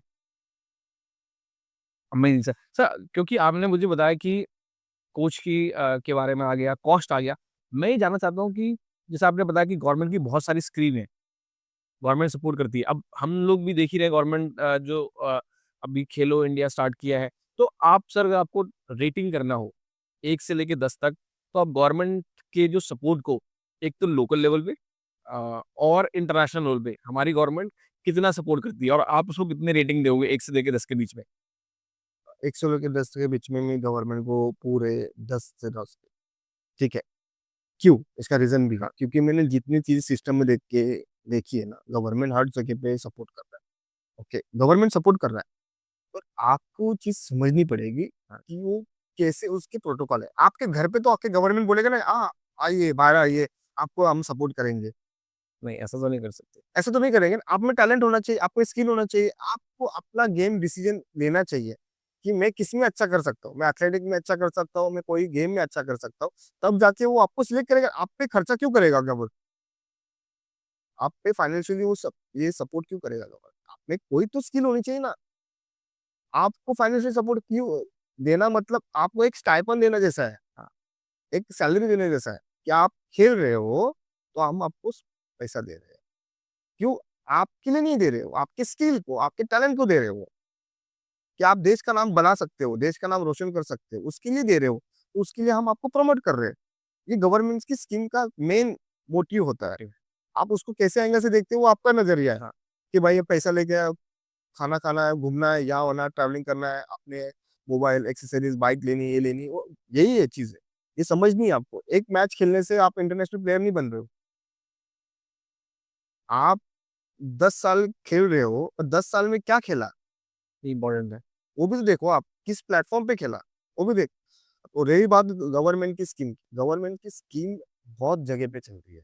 खेलो इंडिया है, अस्मिता है, उसके बाद मैं में सर यही आने वाला था, कौन-कौन से सर स्कीम्स हैं हाँ, और खास करके शूटर्स के लिए कौन-कौन सी स्कीम है?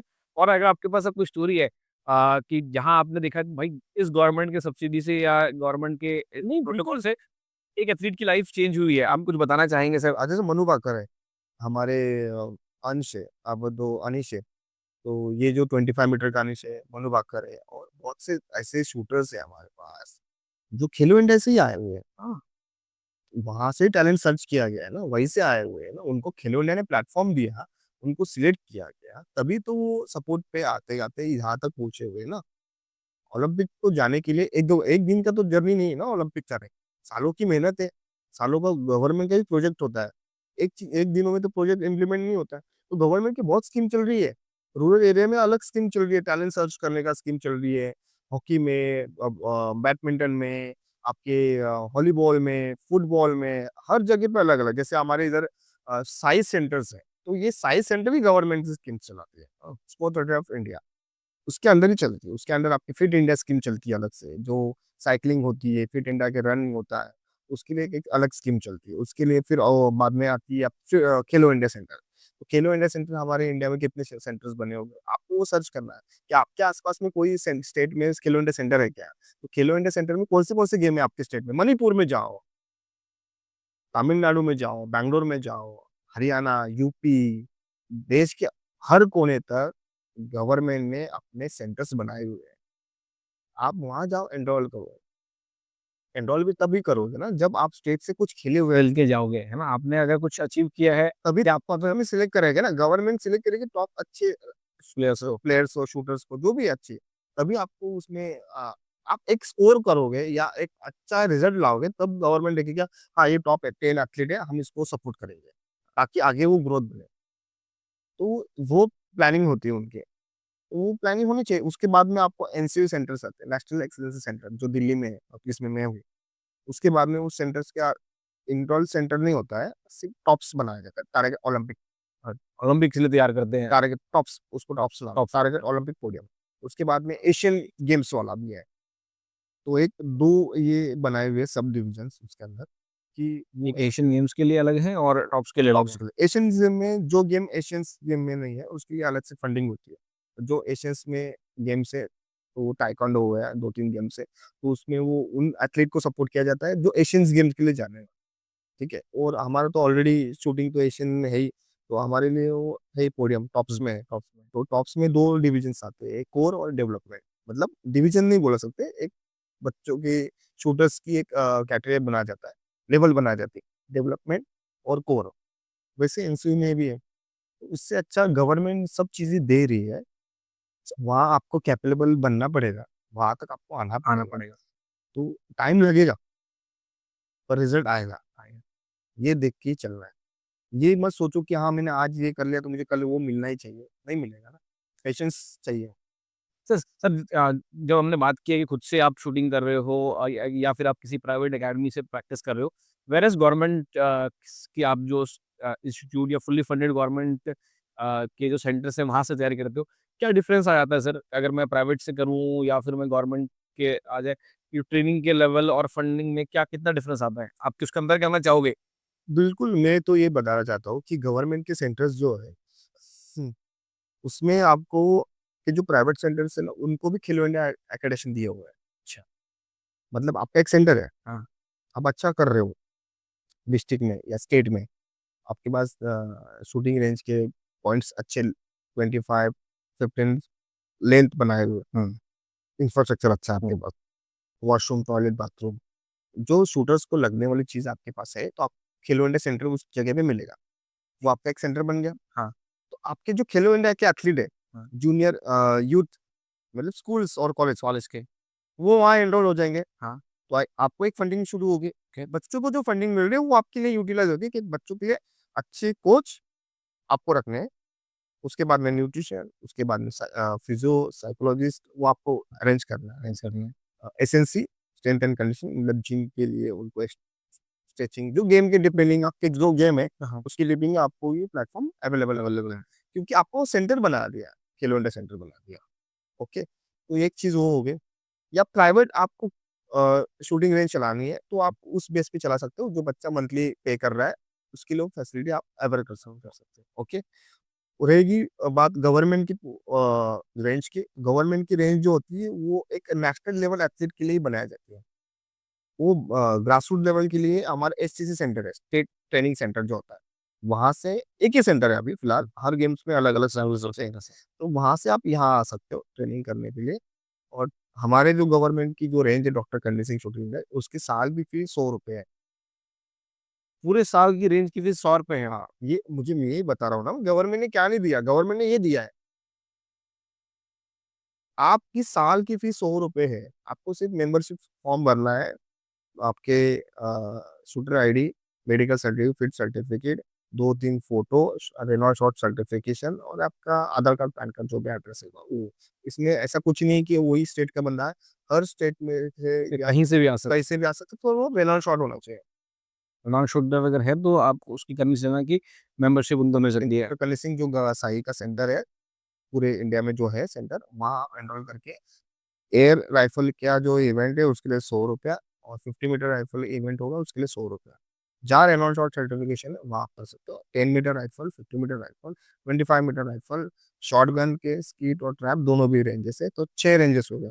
तो ये 77 एकड़ का जगह है गवर्नमेंट से। आप बोल रहे हो ना क्या गवर्नमेंट ने क्या नहीं दिया? तो गवर्नमेंट ने इतना दिया है, साथ-साथ आपके रेंज में कंटिन्यू 80 रेंज पे 80 लेन पे कंटिन्यू एसी चलते रहता है। लाइट्स, लक्स से इतने बड़े-बड़े लाइट्स लगेंगे। तो आपको पता है इलेक्ट्रिसिटी कितनी होती है। तो इसका चार्जेस आपके ₹100 से नहीं जा रहा है, गवर्नमेंट दे रही है। गवर्नमेंट से ही जा रहा है।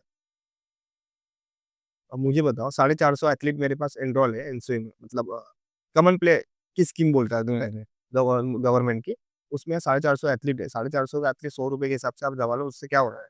तो ये फिर हॉस्टल है पीछे, उसका मेस है आपके लिए। तो ये सब चीज़ें गवर्नमेंट तो दी है ना, गवर्नमेंट नहीं दी तो किसने दिया है बताओ? मतलब गवर्नमेंट अब आपके हिसाब से गवर्नमेंट सब कुछ जो हमें चाहिए वो गवर्नमेंट में प्रोवाइड कर रही ये है। बताओ ना ₹100 चार्जेस कौन देता है? आप प्राइवेट अकेडमी जाओ 5 से 10 हज़ार के ऊपर चार्जेस है। हाँ सर। Monthly, monthly. जो भी है चार्जेस मुझे नहीं पता। हाँ, मैं टेक हाँ, बिल्कुल। मैंने इतने साल तो मैं हाँ, वही कर रहा हूँ, वही इसलिए मुझे पता नहीं है। उससे अलावा क्या करोगे? कुछ भी नहीं सर आई थिंक इनफैक्ट मेरा अगला सवाल आपसे ये था कि अगर गवर्नमेंट एक पॉलिसी चेंज लाना चाहे, तो आपके हिसाब से क्या लाएगी? बट आपने जो जो जवाब आपने दिया मुझे लगता है ये सवाल पूछना भी बेईमानी होगी कि गवर्नमेंट से अब मैं कुछ एक्सपेक्ट ही नहीं कर सकता। गवर्नमेंट आपको प्लेटफ़ॉर्म अवेलेबल कर दे रही है, गवर्नमेंट इंफ्रास्ट्रक्चर दे रही है आपको, गवर्नमेंट ने physio, SNC, psychology, sports science centre बना दिया, गवर्नमेंट ने आपको स्कीम बना दिया, खेलो इंडिया बना दिया, एनसीए स्कीम बना दिया, टॉप्स की स्कीम बना दिया, ओलंपिक तक जाने के लिए को लगने वाली सब चीज़ें दे दी गवर्नमेंट ने। और ऊपर आप अच्छे प्लेयर होने के बाद गवर्नमेंट आपको पूछिए और क्या चाहिए? तभी भी गवर्नमेंट आपको अप्रूवल देके भेज रही है। तो करोड़ों रुपए खर्चा हो रहा है एक एथलीट बनाने के लिए, तो कौन बना रहा है? ऑब्वियसली स्पोर्ट्स में स्पोर्ट्स की इकोसिस्टम ही बहुत ज़बरदस्त है। हमारे इन्वेस्टेड इन्वेस्टर है, बहुत इंडिया में। सर मैंने ज 5-6 साल से 2 देख रहा हूँ ना, मैंने बाकी कंट्री के लिए मैं कंपेयर नहीं कर रहा हूँ। इंडिया में पॉसिबिलिटी है, इंडिया में ये चीज़ हो रही है, इससे अच्छी ब चीज़ नहीं है क्योंकि शूटिंग रेंज हमारे पास परमानेंट है। ओलंपिक पे जाओ या बाकी कंट्री में जाके आप देखोगे शूटिंग रेंज टेम्परेरी बेस पे बनाए जाते हैं। सो एयर एयर राइफल की रेंज होती है, हाँ, वो बनाई होती है। और 25 metre, 50 metre, shotgun range, ये रेंजेस परमानेंट नहीं होती है। इनको उसी टाइम मैच के दौरान टेम्परेरी बेसिस पे बनाई जाती है। हमारे पास परमानेंट है। हमारे पास परमानेंट है, सीपीडब्ल्यूडी क्या वहाँ ऑफिस है अंदर। हमारे वहाँ एडमिनिस्ट्रेटिव वर्क होता है, साई का सेंटर है अंदर, उसके अंदर। एडमिनिस्ट्रेटिव वर्क मतलब आपको तमाम चीज़ें उसके अंदर आती है। 77 एकड़ की जगह है वो, उसके अंदर सब कुछ है, गार्ड्स है, माली है, वो सब कुछ सब हैंडल कुछ कर दिया हो। हाउसकीपिंग है। मैनेज करना इतना ईज़ी नहीं। ईज़ी नहीं है। तो गवर्नमेंट ने हमारे लिए बहुत कुछ कर रखा है, हमें कुछ करना पड़ेगा अब देश के लिए। इसके लिए सर मैं आपको फ़ॉलो करता रहता हूँ सोशल मीडिया पे अ, और मैं देखता हूँ कि आप पूरा दुनिया घूमते हैं, एथलीट्स को लेके जाते हैं, उनको ट्रेनिंग करते हैं। आपने सिर्फ पूरी दुनिया का इंफ्रास्ट्रक्चर देखा है। आपने अभी हमें इंडिया का बताया कि वर्ल्ड क्लास लग रहा है। क्या डिफरेंस है सर एनवायरनमेंट में, इंफ्रास्ट्रक्चर में बाकी देशों में और हमारे में? क्या हम उनसे आगे हैं? क्या हम उनके पार पे हैं? क्या हम बन रहे हैं? क्या बोलना चाहेंगे सर आप? बेसिकली क्या है ना, पहले हमारे पास प्लेटफॉर्म्स इतने नहीं थे। अच्छा, अब हमारे पास इंडिया में ही प्लेटफॉर्म बहुत से बन गए। और एक मेन चीज़ क्या है, हम इंडिया से फॉरेन भी प्रैक्टिस करने, मैच प्रैक्टिस के लिए जाते हैं या मैच के लिए जाते हैं, तो एक तो वेदर चेंज होता है। और रही बात सराउंडिंग की, तो वेदर चेंज होता है तो ऑब्वियसली सराउंडिंग चेंज होती है, क्योंकि हर वेदर देखो 24 आवर्स का गैप होता है, या 4 घंटे का या 5 घंटे का गैप होता है। तो उसके हिसाब से शूट करना भी हमें डिफिकल्ट हो जाता है कभी-कभी। मुझे नहीं लगता कि हम वहाँ तक पहुँच नहीं पा रहे हैं, हम वहाँ तक रीच कर पहुँच चुके हैं। पा रहे हैं। हाँ। और मुझे लगता है आने वाले जो भी इंफ्रास्ट्रक्चर है वो और डेवलप होके आ जाएँगे। मैं तो बोलता हूँ ये इंडिया से ज़्यादा इंफ्रास्ट्रक्चर से मुझे लगता नहीं कहीं होगा। कहीं और होगा। हाँ, तो फॉरेन में है, हाँ। फॉरेन में है, पर वो चीज़ें उन्होंने वैसी बनाई है ना, डिसमेंटल कर डिसमेंटल कर सकते हैं और उसको यूज़ कर सकता है। अगर मैं ये बोलूँ कि हमारे पास वर्ल्ड क्लास लेवल का इंफ्रास्ट्रक्चर है और कहीं उनसे अच्छा है, तो उसमें कोई गलत नहीं होगा। और सर क्योंकि अभी आपने 3-4 बार इस बात को मेंशन किया, तो मैं चाहता हूँ इस रिगार्डिंग सवाल पूछूँ कि फॉरेन में कुछ कंट्रीज़ जैसे है, सब बहुत ठंडी है। बिल्कुल। हाँ, कुछ कंट्री मैंने इनफैक्ट ट्रैक शूटिंग का देखा है, तो वहाँ पे बर्फ पड़ रही थी और उसमें कॉम्पिटिशन खेल रहे थे। हाँ, हाँ। और इंडिया से बहुत से एथलीट्स सर बाहर जाते होंगे। तो समझ लो यहाँ से कोई नॉर्मल गर्मी में गया मुंबई से और एक ठंडी वेदर में गया, तो ऑब्वियसली उनके स्कोर में डिफरेंस आता है। ऑब्वियस तो जो इंडियन एथलीट है, आई एम श्योर जब आप सिखाते होंगे लोगों को, कोच करते होंगे, उसे कैसे ट्रेनिंग करनी चाहिए या उसके लिए आप कुछ खास संदेश देना चाहोगे या कुछ एडवाइस देना चाहोगे एथलीट्स को? Uh, how how do you train, वो कैसे ट्रेन करें? बेसिकली क्या हुआ था, अभी जर्मनी की बात बता रहे, एक एग्जांपल के तौर पे बता वो कि जो शॉट का ट्रैप का मैच चल रहे थे और बहुत ज़्यादा वेदर कूलिंग हो गया था, और कूलिंग के साथ का ना वो ठंडी हवा भी शुरू हो गई। आपको पता है वो ट्रैप इवेंट ही वैसा है, शॉटगन इवेंट ही वैसा है कि वो आपके बर्ड्स आते हैं और शूट करना हो, तो शूट में आप कैसे कितना कंट्रोल करोगे चीज़ों को? वाइब्रेशंस आएँगे आपके अंदर, तो आप कैसे कंट्रोल करोगे? तो उससे मैच थोड़ा खराब ही होता है। पर हम उसको साइकोलॉजिकली हम उनको अंदर ही बताते रहते हैं कि आपको उस वेदर के साथ एडजस्ट होना है। हमारे पास टाइम नहीं है, हमारे पास मैच है, उसको साइकोलॉजिकली हम उसको स्ट्रॉन्ग बनाते हैं। हमने ये मैच है, इस मैच के लिए हमने सालों की मेहनत की हुई है और उस मैच को हमें बेटर करना है। मेरे को तो लगता है कि जितना साइकोलॉजिकली ये माइंड का गेम है, उससे बहुत प्रिपेयर प्रिपेयर होना चाहिए। बिल्कुल, मेरे को लगता है ना, जितना शूटर हमारे इंडिया के एडजस्ट कर रहे हैं ना हर हाँ, कंट्री में, बाकी बाकी कंट्री तो आती-जाती रहती है, हाँ, पास-पास में सबके लिए। हाँ। जितना वेदर हमारे पास चेंज हो ये होता है और कोई नहीं कर सकता। उतना चेंज चेंज होता ही नहीं, मतलब कोई ठंडी कंट्री में होंगे तो लीजिए यार, और चाइना को इधर लेके आओ या बाकी कंट्री यूएस और उनको लेके आओ, यहाँ तो स्वेटिंग होना शुरू हो जाएगा, उनकी तो मैच ही खत्म हो जाएगी। जितना हम कंप्लीट कर रहे हैं ना, जितना हम कंप्लीट कर पा रहे हैं ना, तो वो कंप्लीट भी नहीं कर पा रहे, भी नहीं कर पा रहे। तो हमने अच्छे-अच्छे इंटरनेशनल शूटर देखे जिनके वेदर की वजह से स्वेटिंग हो रहा है, पसीना हो रहा है, उनको एसी में रहने की आदत है, हाँ, क्योंकि वहाँ ठंडा टेम्परेचर है और हमारे बच्चे वहाँ भी अच्छा कर रहे हैं। और यहाँ भी कर रहे हैं। एक सर सवाल है, थोड़ा-सा आई डोंट नो पूछना चाहिए कि नहीं, मुझे परमिशन मैं पूछना चाहूँगा। जब सर इंडिया से बाहर हम ट्रैवल करते हैं, तो मुझे अभी भी याद है जब मैं इंडिया से पहली बार गया था, तो मुझे खाने-वाने की को देख के ना बड़ा अजीब-सा हो गया था। और एक अलग-सा ही पल्पिटेशन होने लगता है और सब कुछ नया है, लैंग्वेज बैरियर होते हैं, किसी से कुछ पूछने में द क्योंकि सर आप स्टूडेंट को लेकर के ऑल ओवर वर्ल्ड जाते हो, तो क्या आपका कभी क ऐसा कोई एक्सपीरियंस रहा है जहाँ पे कि क्योंकि दूसरे कंट्री में गए हैं तो थोड़ा-सा अजीब हो गया हो या फिर थोड़ा-सा ऑकवर्डनेस हो गया हो एथलीट में या कोई ऐसी स्टोरी है खाने-पीने में दिक्कत हो रहा हो? वो पहले तो खाने-पीने की बात करते हैं। हाँ, खाने-पीने तो हमारे इंडिया का जो भी खाना है, फास्ट फूड, मसाला और वो सब कुछ जो भी है, या हमारा जो क्या बोलते हैं ना उसको, पंच-पकवान। पंच पकवान, हाँ, जो भी दाल, राइस, रोटी, वो तो नहीं मिलेगा बाहर जाके। दाल देख जिनको आदत पड़ी हुई है, तो हम एक तो रेडी टू यूज़ वाला पैकिंग लेके जाते, पराठा होता है या रेडी टू यूज़ मिलता है, वो लेके जाते 4-5 दिन के लिए, 6-7 दिन के लिए, जैसे भी है। वहाँ जो मिलता है वो फूड मिलता है।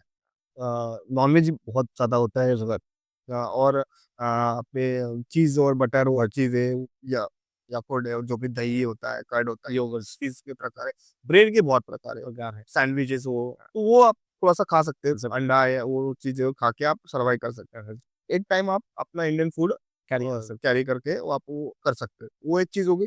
दूसरी चीज़ है कि कम्युनिकेशन, बात कैसे करनी है? अब उनको मेन चीज़ है, हमने जब लिमा में थे, तो उनको तो इंग्लिश भी नहीं कुछ लोगों को आती है।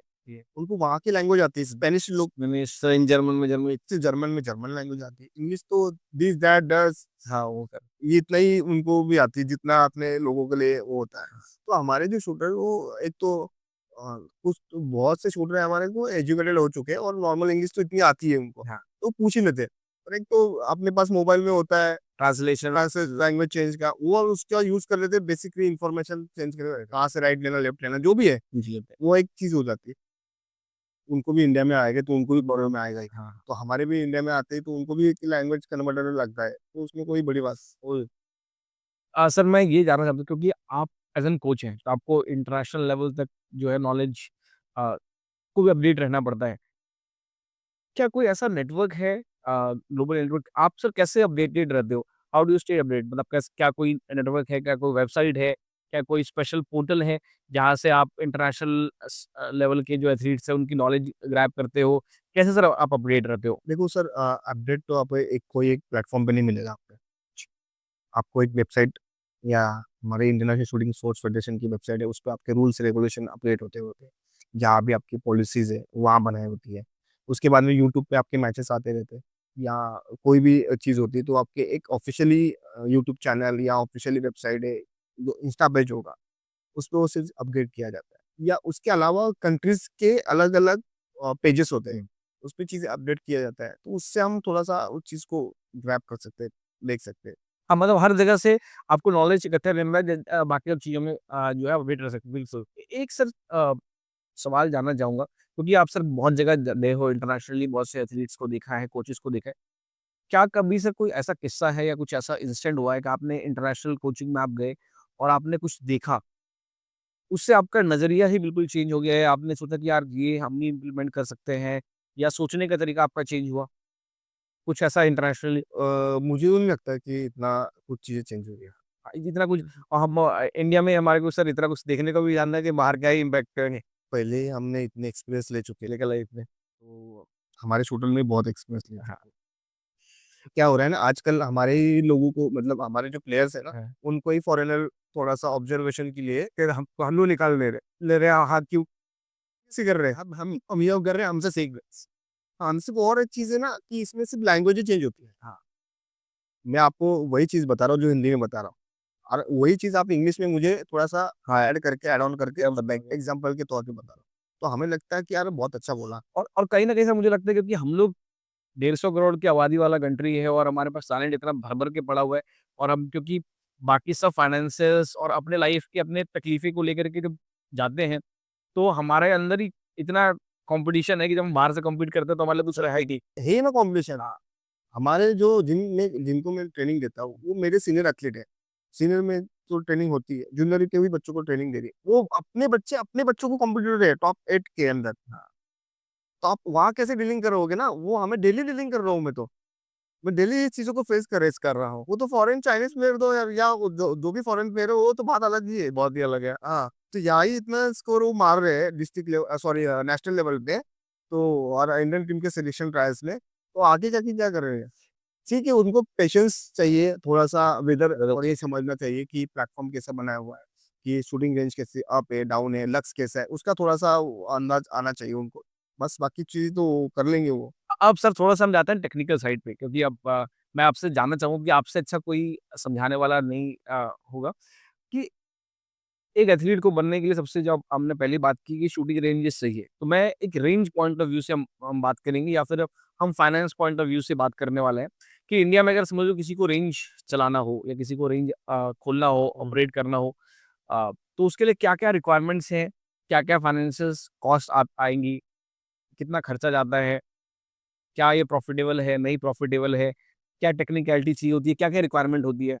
और अलग-अलग शूटिंग के लिए आप 10 मीटर के लिए और 25-50 मीटर के लिए क्या-क्या रिक्वायरमेंट्स हैं? बेसिकली क्या है, आप 10 मीटर राइफ़ल और पिस्टल आप कहीं पे ओपन कर सकते तो हो। लाइसेंस की कोई रिक्वायरमेंट नहीं थी कोई रिक्वायरमेंट नहीं है, सिर्फ़ इतना है कि सेफ्टी रूल्स सिर्फ सर उसको फॉलो करो करके आपको उसको चला सकते हो। और कितना खर्चा आता है मिनिमम? इसका जो आपको एप्रोक्सिमेटली आप अच्छा रेंज बनाना चाहते हो, अच्छा शूटिंग रेंज डेवलप करना चाहते हो, तो आपको ये 50 लाख से 1 करोड़ तक जाएगा, 1 करोड़ रुपए तक का खर्चा जाएगा। 1 करोड़ तक। क्योंकि अभी जो प्लेटफ़ॉर्म आपको बनाना है, आने वाले फ्यूचरिस्टिक। फ्यूचरिस्टिक हमारा क्योंकि हम लोग सबसे बेस्ट कम्पीट कर रहे हैं। बिल्कुल, आपके पास देखो आप ये प्लेटफ़ॉर्म बना रहे हो किसी एक एथलीट के लिए नहीं बना रहे हो। हाँ। आपको नहीं पता कि आपके अंदर आपके इधर पास आने वाले जो 15 एथलीट, 25 एथलीट जो भी आएँगे, उसमें से कौन से 2 एथलीट ओलंपिक बन सकते हैं। ओलंपिक छोड़ो, उसमें 10 एथलीट इंटरनेशनल लेवल के बन सकते हैं। क्यों? क्योंकि आपके पास अच्छा प्लेटफ़ॉर्म है। तो आपके पास आने के बाद वो तुरंत ग्रैब करके तुरंत उसको एक एक सीढ़ी मिल जाएगी, रास्ता मिल जाएगा आगे जाने के लिए। ये नहीं जाएगा। कहीं जाने की ज़रूरत ही नहीं है, जब हमारे पास ही सब कुछ इंफ्रास्ट्रक्चर पड़ा हुआ है, स्पोर्ट्स साइकोलॉजी पड़ा है, ये आप एसएससी है, न्यूट्रिनिस्ट है, आपके पास माइंड ट्रेनिंग का कोच है, या आपका कोच अच्छा है, शूटिंग कोच अच्छा है, तो आपको पता है कि वो गाइडेंस करके अच्छा-सा ये प्लेटफ़ॉर्म है। तो उसके लिए वो एक अच्छा-सा एरिया बन जाएगा, अच्छी एक सराउंडिंग का रेंज बन जाएगा, कैंपस बन जाएगा एक अच्छा-सा, तो वो क्यों जाएगा बाहर? तो एक चीज़ हो चुकी।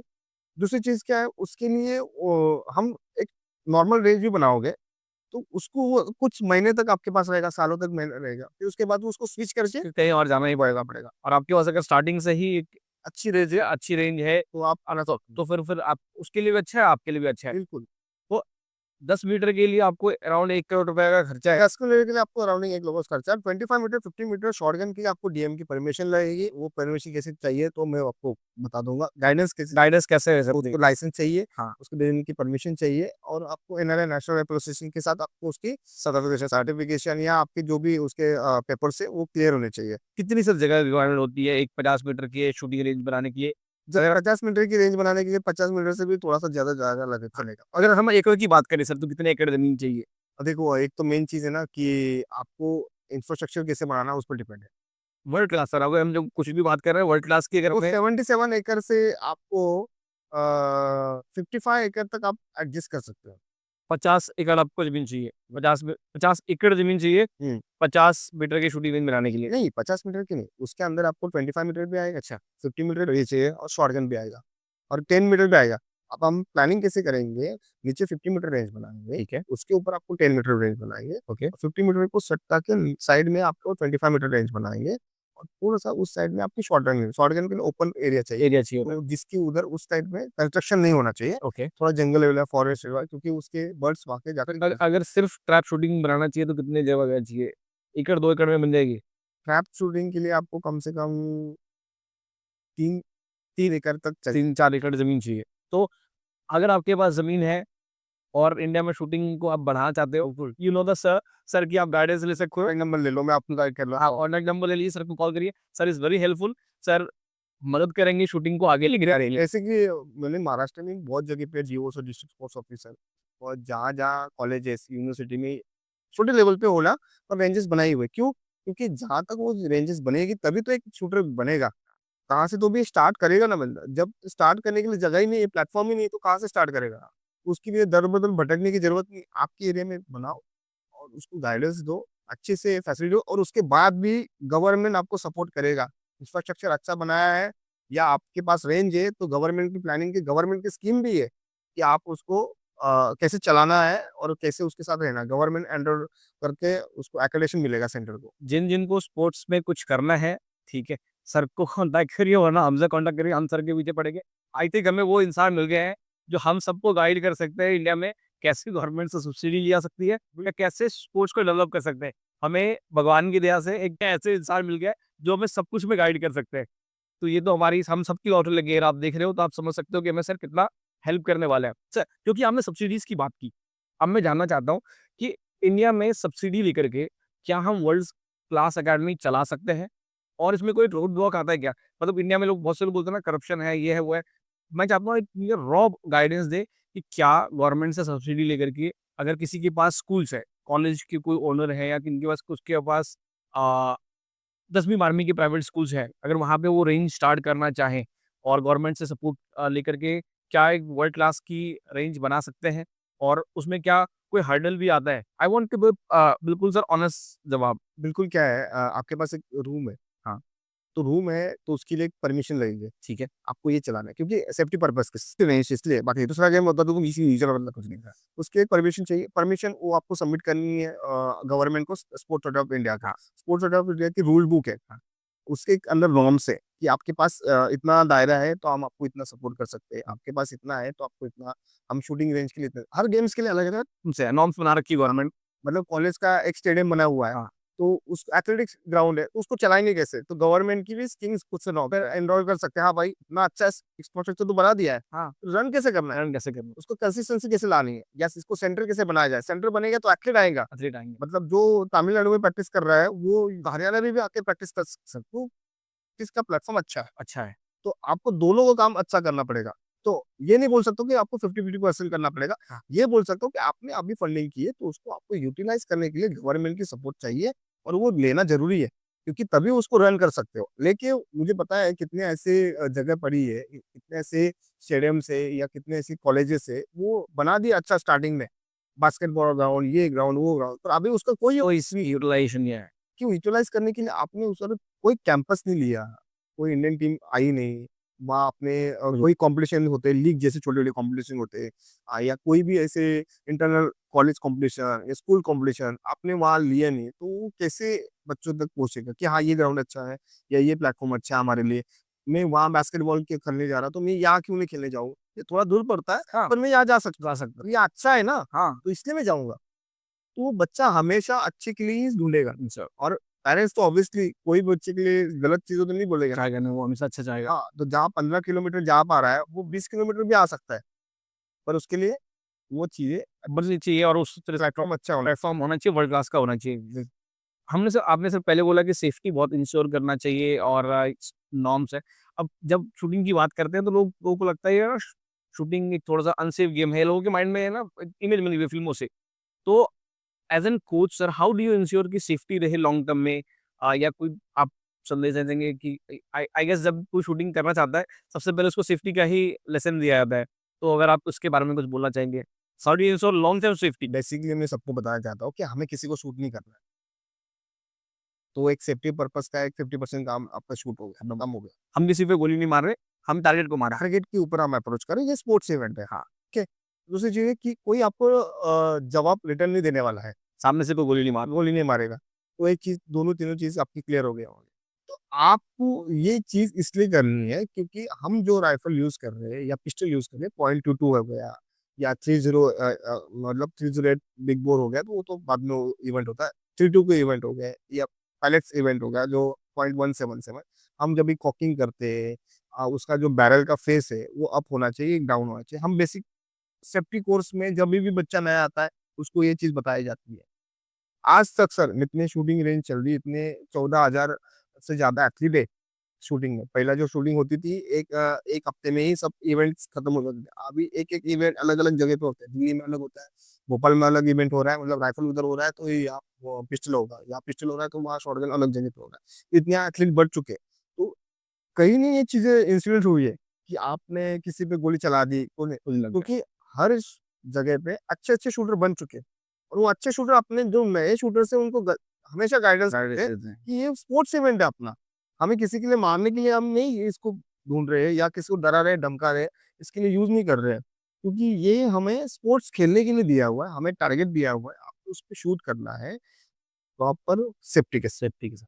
आपको टारगेटेड उस तरफ जाना है, तो आपको सीज़ फायर बोलना है, वेपन डाउन होना चाहिए।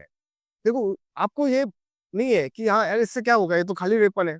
खाली वेपन हमेशा भरी हुई ही समझनी है, ये पहला रूल है। जभी भी आप ट्रिगरिंग चलाते हो, पता नहीं है ना उसके अंदर कितना वेपन्स में गोली है या नहीं है, पर हमेशा आप उसको आप भरी हुई ही समझना चाहिए। क्योंकि हमारा गेम है, तो हमारा ही डिसिप्लिन होना चाहिए। गेम की डिसिप्लिन कौन फॉलो करेगा? हम ही फॉलो हम फॉलो करेंगे, करेंगे। दूसरा कोई आके नहीं फॉलो करेगा।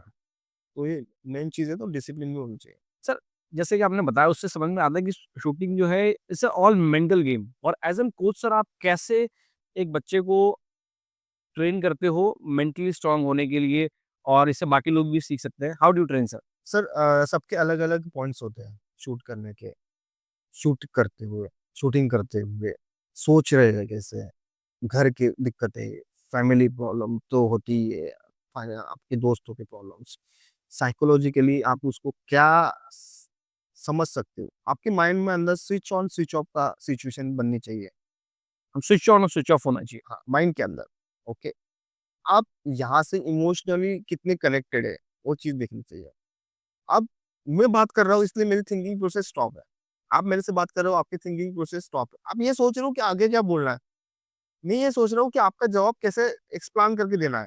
तुरंत हम क्विक रिएक्शन दे रहे हो ना, क्विक रिएक्शन। तो ऐसे वैसे ही शूट करते हुए क्विक आपको येस और नो की डिसीजन नहीं लेनी कि आपको ये शॉट चलाना है या नहीं चलाना है। तो उसके लिए बिफोर और आफ्टर आप क्या प्लानिंग करते हो? मैं प्लेटफ़ॉर्म पे जाके खड़ा रहूँगा और मैं डिसाइड करके आ रहा हूँ घर से या मेरे हॉस्टल से या रूम से कि मुझे आज ये करना है, नहीं होगा। आपको आपको न्यूट्रल रह के अपनी प्रोसेस को फ़ॉलो करना है, पैटर्न को फ़ॉलो करना है कि हाँ, मुझे ये करना है, मुझे ये करना है, वेपन उठाना है, ये करना है, वो करना है, सोचना। उसके लिए सोचना नहीं है। आप जितना ओवर थिंकिंग बनाओगे मतलब सोचना शुरू कर देते हो, ओवर थिंकिंग की तरफ जाओगे। ओवर थिंकिंग आपको खत्म कर देगी। ओवर थिंकिंग की तरफ जाने के बाद आप अपने प्रोसेस पे नहीं काम कर रहे हो, आप उस थिंकिंग प्रोसेस पे काम कर रहे हो। मुझे ओलंपियन बनना सोच के नहीं होगा ना, आपको उसके लिए प्रैक्टिस करनी, इम्प्लीमेंट करनी, उसके स्टेप्स है, वो फॉलो करने पड़ेंगे ना आपको पहले।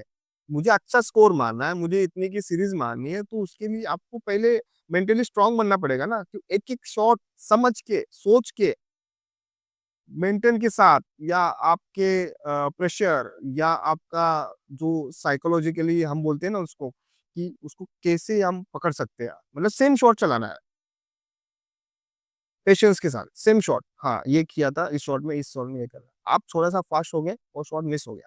शॉट मिस हो गया, आप रैंकिंग से डाउन हो गए। अब वो शॉट मिस होने के बाद, आप उसके बारे में सोचना शुरू कर दिया, पूरे मैच तक। अब उसके वजह से, एक शॉट की वजह से पूरे मैच तक आप सोचते रह गए और आपकी सोच ये नहीं बता पा रही है कि हमें रुकना था उस टाइम पे, हमें स्टेबल था, हमें सोचना, फिर से हम ज़ीरो पे आना है और फिर से हमें खुद को बताना है कि मुझे प्रोसेस पे काम करना है या जो भी चीज़ें हैं आपके। तो हर शूटर को अलग-अलग प्रॉब्लम्स आते हैं। मैं नहीं बोल रहा हूँ कि सबको सेम सेम प्रॉब्लम आते हैं, सबकी अलग-अलग लाइफ। किसी को मसल्स के प्रॉब्लम आ रहे हैं, हमेशा उस पे ध्यान दे रहा है। किसी को ब्रीथिंग पे प्रॉब्लम आ रहा है, हमेशा उस पे फोकस हो रहा है। किसी के अंदर 10 शॉट होने के बाद जो पहला शॉट आता है, उसमें डर होता है कि फर्स्ट सीरीज़ का शॉट कैसे मैं मारूँ? उसपे मतलब 10 शॉट वो अच्छा मारा उसने। उसके किसी बाद कह रहा में मारने में सोच रहा है, ओवरथिंक कर रहा है, सबके अलग-अलग अपने अलग-अलग प्रॉब्लम्स है। किसी को वेपन्स में दिक्कत आ रही है, पर वो बता नहीं पा रहा है। किसी के किट में प्रॉब्लम्स है। सबके अलग-अलग प्रॉब्लम्स है, उसको अलग-अलग प्रॉब्लम्स को आप कैसे कैटेगराइज़ करते हो ना, वो मेन चीज़ है। तो आपको कोच एज़ अ कोच होने के बाद आपको ये समझना कि कौन से प्रॉब्लम को कितनी वैल्यू देनी है, आपको देनी है, ताकि हम बच्चों को समझ सकते हैं कि हाँ, आपको इसको छोड़ना है। देखो, मुझे पता है बच्चे के पास किट खराब है, जो जैकेट ट्राउज़र खराब है, अब उसका फ़ोकस चला गया है। तो मुझे अभी तुरंत जैकेट ट्राउज़र तो फाइनेंशियली नहीं बना पा रहा है या कुछ प्रॉब्लम है, दिक्कत आ गई। तो मुझे तो उसको अच्छे से उसको मोटिवेट करना पड़ेगा कि भाई ये ऑर्गेनाइज़ कि यार उसको छोड़ो, अपने गेम पे काम करो, सॉरी, अपने गेम पे फ़ोकस करके उस पे इम्प्लीमेंट करो, ओके? तो मोटिवेशन देने से वो थोड़ी-सी चीज़ें सॉल्व हो सॉल्व सकती हो है, सकता तो ठीक है, उसको सॉल्व करो। देखो, मोटिवेशन मैंने देने से वो 10-15 मिनट मोटिवेट होगा, और जब तक वो खुद से बात है। मेंटली नहीं हो सकता तो वो तो मुश्किल है, मुश्किल है, मुश्किल है। ठीक है? मुझे जाके शूट नहीं करना है, करना तो उसी को है, करना उस एथलीट को है। एथलीट को करना है। पर मुझे ये पता है कि मुझे उसको बताना क्या है। क्या बताना है, कैसे बताना है, वो बहुत इम्पोर्टेंट। बिल्कुल। आप देखो, मम्मी ने आपको बताया काम, जाओ मार्केट से सामान लेके आओ। आप पहले ही सोचने को, मैं क्यों लेके जाऊँ? मैं क्यों आऊँ? फिर वहाँ तो ये होगा, वहाँ तो वो होगा, वो काम कभी नहीं बन पाएगा। हाँ, आप बिना सोचे, बिना ये करे, हाँ, चल ठीक है, मैं जाके लेके आता हूँ। आप इज़ी जाके लेके आओगे। रास्ते में प्रॉब्लम था, कोई भी दिक्कत थी, आप तुरंत जाके लेके आ गए। आपने पहले ही सोच लिया, क्या मैं जाऊँगा कैसे, आऊँगा कैसे? इतना इतना इतना इतना ओवरथिंक कर लेते हैं। सर मैं सोच ही नहीं सकता सर कि जो इंटरनेशनल एथलीट होते हैं सर, जैसे ओलंपिक लेवल के शूटर्स होते हैं, उनके ऊपर तो बहुत साइकोलॉजिकल प्रेशर होता होगा और वो कैसे कोप अप करते हैं? मतलब सर, वो किस-किस तरह के प्रेशर होते हैं मैं सर? ये बता रहा हूँ ना कि सबके अंदर एक अलग-अलग प्रेशर होता है। प्रेशर ज़ोन होता है, डर भी होता है। डर भी होना चाहिए कि आपको क्या करना है, क्या नहीं करना है। इसका एक डर होने से क्या होता है ना, कि आपको पता चलता है कि मुझे कहाँ रुकना है, कहाँ चलना है। हाँ, मुझे मैं ये मैच नहीं करूँगा तो मैं ये हो जाएगा मेरे साथ। अभी मैंने मैच नहीं करूँगा तो मेरा डर अंदर बैठ गया है कि मैच कंप्लीट अच्छा नहीं होगा तो ये खराब हो जाएगा। खराब हो जाएगा, तो मैं किस पे आ गया फिर से? मेरे बेसिक पे, बेसिक पे। प्रोसेस पे आ गया। ओके। तो ये चीज़ अपने इंटरनेशनल लेवल पे ये चीज़ शूटर को पता चल गई है। इंटरनेशनल एक्सपोज़र कर के, खेल-खेल के उनको पता चल गया कि मुझे इसको कैसे टैकल करना है और कैसे मैच खेलनी है और कैसे इसको कंप्लीट करना है। अपनी थिंकिंग प्रोसेस चेंज होने से आपकी शूटिंग चेंज हो जाती है। अब ये इससे सर एक और सवाल मेरे दिमाग में आता है, क्योंकि at the end of the day ये एक स्पोर्ट है, बिल्कुल, कोई जीतेगा, कोई हारेगा। बिल्कुल। एक अच्छा एथलीट हो सकता है किसी एक गेम में किसी भी कारण से अच्छा परफॉर्म ना कर सके। How do you handle your failures, या how should a athlete handle their failure? एक एथलीट को सर फेलियर को कैसे हैंडल करना चाहिए? देखो फेलियर होता ही नहीं है। वो फेलियर होता ही नहीं है। क्या होता है फेलियर? आपने कहीं कैलकुलेशन करके रखा हुआ है कि ये नो है, ये बहुत अच्छा है, इससे ऊपर कुछ नहीं है। हाँ, ये किसने बनाया हुआ है? हमने ही स्कोरिंग सिस्टम बना के रखी है। हाँ। तो हम माइंड के अंदर जब बचपन में थे सिखाते थे क्या नो एकदम लास्ट पॉइंट है, ऐसा कुछ सिखाया था क्या? वो तो नंबरिंग से जस्ट नम सिखाई थी। सिखाई थी। तो वो तो वहाँ तक पहुँच ही रहा है ना। हाँ, कई-कई जगह पे उसका माइंड चेंज हो रहा है या फिजिकली वो स्टेबल नहीं है या जो भी फाइनेंशियल प्रॉब्लम है उसकी वजह से वो वहाँ तक पहुँच नहीं पा रहा है। इसलिए वो फेल्योर नहीं बोल सकते, उसने कोशिश पूरी की है, उसने 100% पूरा दिया है। मैं ओलंपिक जा रहा हूँ या कोई इंटरनेशनल ओलंपिक जा रहा है और मैं फेल हो गया समझो इंटरनेशनल लेवल पे जाके। तो ये थोड़ी हो सकता है मैंने 100% दिया नहीं। यार वो सालों-साल 100% दे रहा था ना, तो ज़रूरी थोड़ी है कि वो हाँ, नहीं किया तो कोई बड़ी बात है। वो मेरे लिए वो प्लेयर प्लेयर ही है। मेरे लिए कोई कैटेगरी नहीं, फेलियर वाला कैटेगरी ही नहीं है मेरे पास। मेरे पास वो भी कैटेगरी नहीं गोल्ड, सिल्वर, ब्रॉन्ज का। मेरे लिए जीतना और परफॉर्मेंस। परफॉर्मेंस ज़रूरी है, तो जीतने के लिए आपको परफॉर्मेंस बेटर करनी पड़ेगी। करते रहना ही चाहिए। हाँ, मैं कभी भी बताता हूँ शूटर को ना मुझे गोल्ड, सिल्वर से लेना देना नहीं। आपने आज क्या परफॉर्मेंस किया? तो आपको कितना बेटर लगा? आपको कितना अच्छा कर पाए हो? आपको पिछले वाला मैच से ये मैच कैसी लगी है? मेरे लिए वो होता है। गोल्ड, सिल्वर ये आपके लिए दायरा बना के रखा है। ये होने के बाद आपको ये मिला जाए। ये मिलेगा। लास्ट कहीं तो भी एंड होना चाहिए ना, तो उसके लिए वो बना हुआ है कि हाँ, ये मारो तो आपको ये मिलेगा, वो मारो तो आपके लिए वो मिलेगा। आप स्पोर्ट्स क्यों कर रहे हो? स्पोर्ट्स क्यों कर रहे हो? पहले वो चीज़ तो समझो, स्पोर्ट्स आप पूरा माइंड को फ्रीज़ करके, पूरा एकदम स्टक करके, करियर को ये करके, सब कुछ छोड़ के स्पोर्ट्स करो। स्पोर्ट्स इसलिए होता है कि आपको एक्टिविटी होनी चाहिए, हॉबी को कैरी करना है आगे। मुझे अच्छा लग रहा है इसलिए मैं कर रहा हूँ, पैशनेट हूँ मैं इसलिए अच्छा कर रहा हूँ। करियर तभी बनेगा ना जब आप करते रहोगे। आप करियर ही सोच के बने बैठे हो तो आगे कंप्लीट ही नहीं कर पाओगे। यस। मुझे करियर करना है तो कैसे करेगा? करियर करने के लिए पहले अच्छा सा करें, करना पड़ेगा ना उस चीज़ों को इम्प्लीमेंट।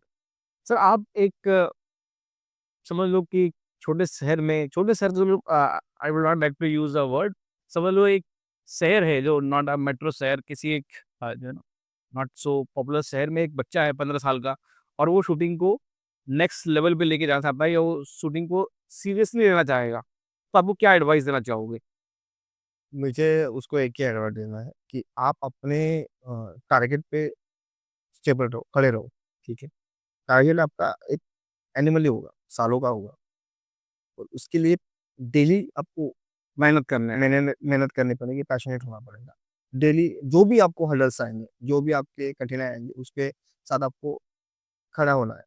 ये नहीं सोचना है कि इससे करके मुझे क्या मिलेगा? हुँ, ये करूँगा तो ये मिलेगा क्या? वो करूँगा तो वो मिलेगा क्या? ये मत सोचो।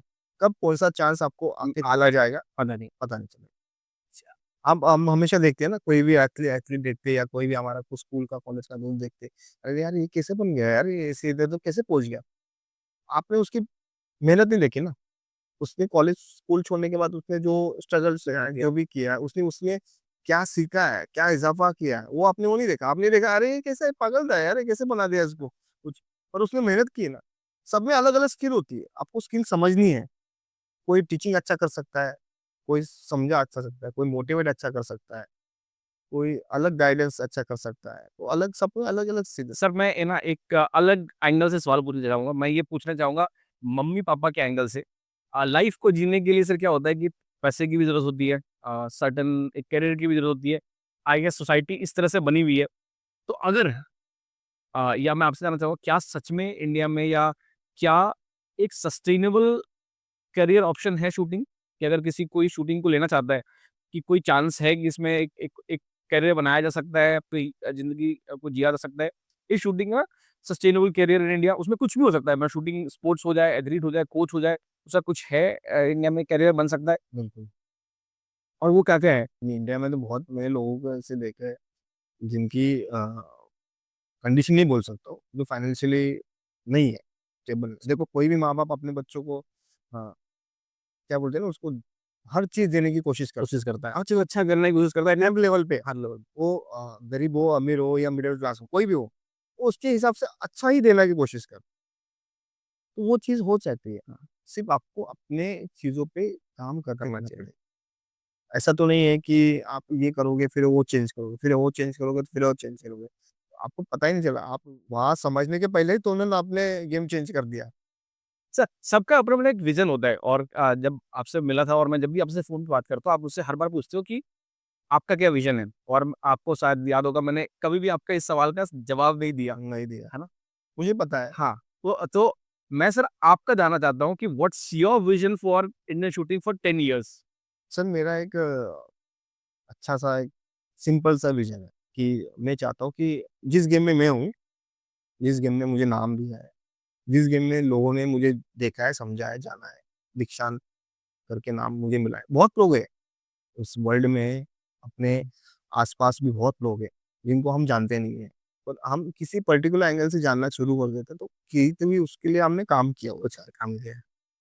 तो मैं हमेशा बताते रहता हूँ कि आपके नाम जैसे बहुत लोग पड़े होंगे, मेरे नाम जैसे बहुत बहुत से लोग हैं। तो हमने गेम के लिए काम किया है, तो मैं लास्ट तक गेम के लिए काम करूँगा और मैं इतना पैशनेट हूँ उसके लिए, तो मैं लास्ट तक गेम के लिए काम करूँगा क्योंकि मुझे ओलंपियन बनाना है, उस इकोसिस्टम के लिए काम करना है या उस शूटिंग के लिए या स्पोर्ट्स के लिए काम करना है मुझे। मुझे स्पोर्ट्स के लिए काम करना है, इकोसिस्टम के लिए काम करना है या हमारी जो गवर्नेंस की स्कीम है उसके लिए मैं हमेशा ही काम करते रहूँगा। मुझे कोई प्रॉब्लम नहीं है, पर मुझे उसको चाहिए डेवलपमेंट। क्यों मेरे कुछ एथलीट इतने साल पहले ऐसे थे, अभी ऐसे हैं और आगे जाके ऐसा होने वाला है। मैं हमेशा बोल रहा हूँ कि हमारे पास क्या नहीं है, हमारे पास सब कुछ है, सब कुछ है। हमें कैसे उसको लेके जाना है, ये हमारे पास प्लानिंग होनी चाहिए। सबसे मेन चीज़ है प्लानिंग। आपका कोच का विज़न बड़ा होगा तभी आप आगे पहुँच सकते हो। जैसे मम्मी-पापा का विज़न होता है ना, वो आगे जाने का कि मेरा बच्चा ये बनना चाहिए। क्यों? उन्होंने तो कोई सोचा नहीं ना आपके लिए। वो तो कोई क्या बोलते हैं ना उसको हम्बल होके आपके लिए काम कर रहे हैं ना।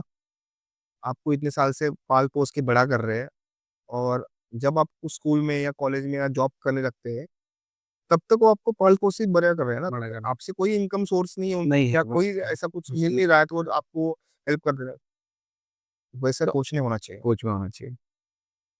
सर एक सवाल है सर इंडिया में ये कहते हैं ना कुछ होता है मेनस्ट्रीम जैसे हमारे यहाँ पे क्रिकेट मेनस्ट्रीम है और आई डोंट थिंक सो और कोई स्पोर्ट्स है जो इतना मेनस्ट्रीम है। क्या आपको लगता है कि इंडिया में शूटिंग मेनस्ट्रीम में आ सकता है?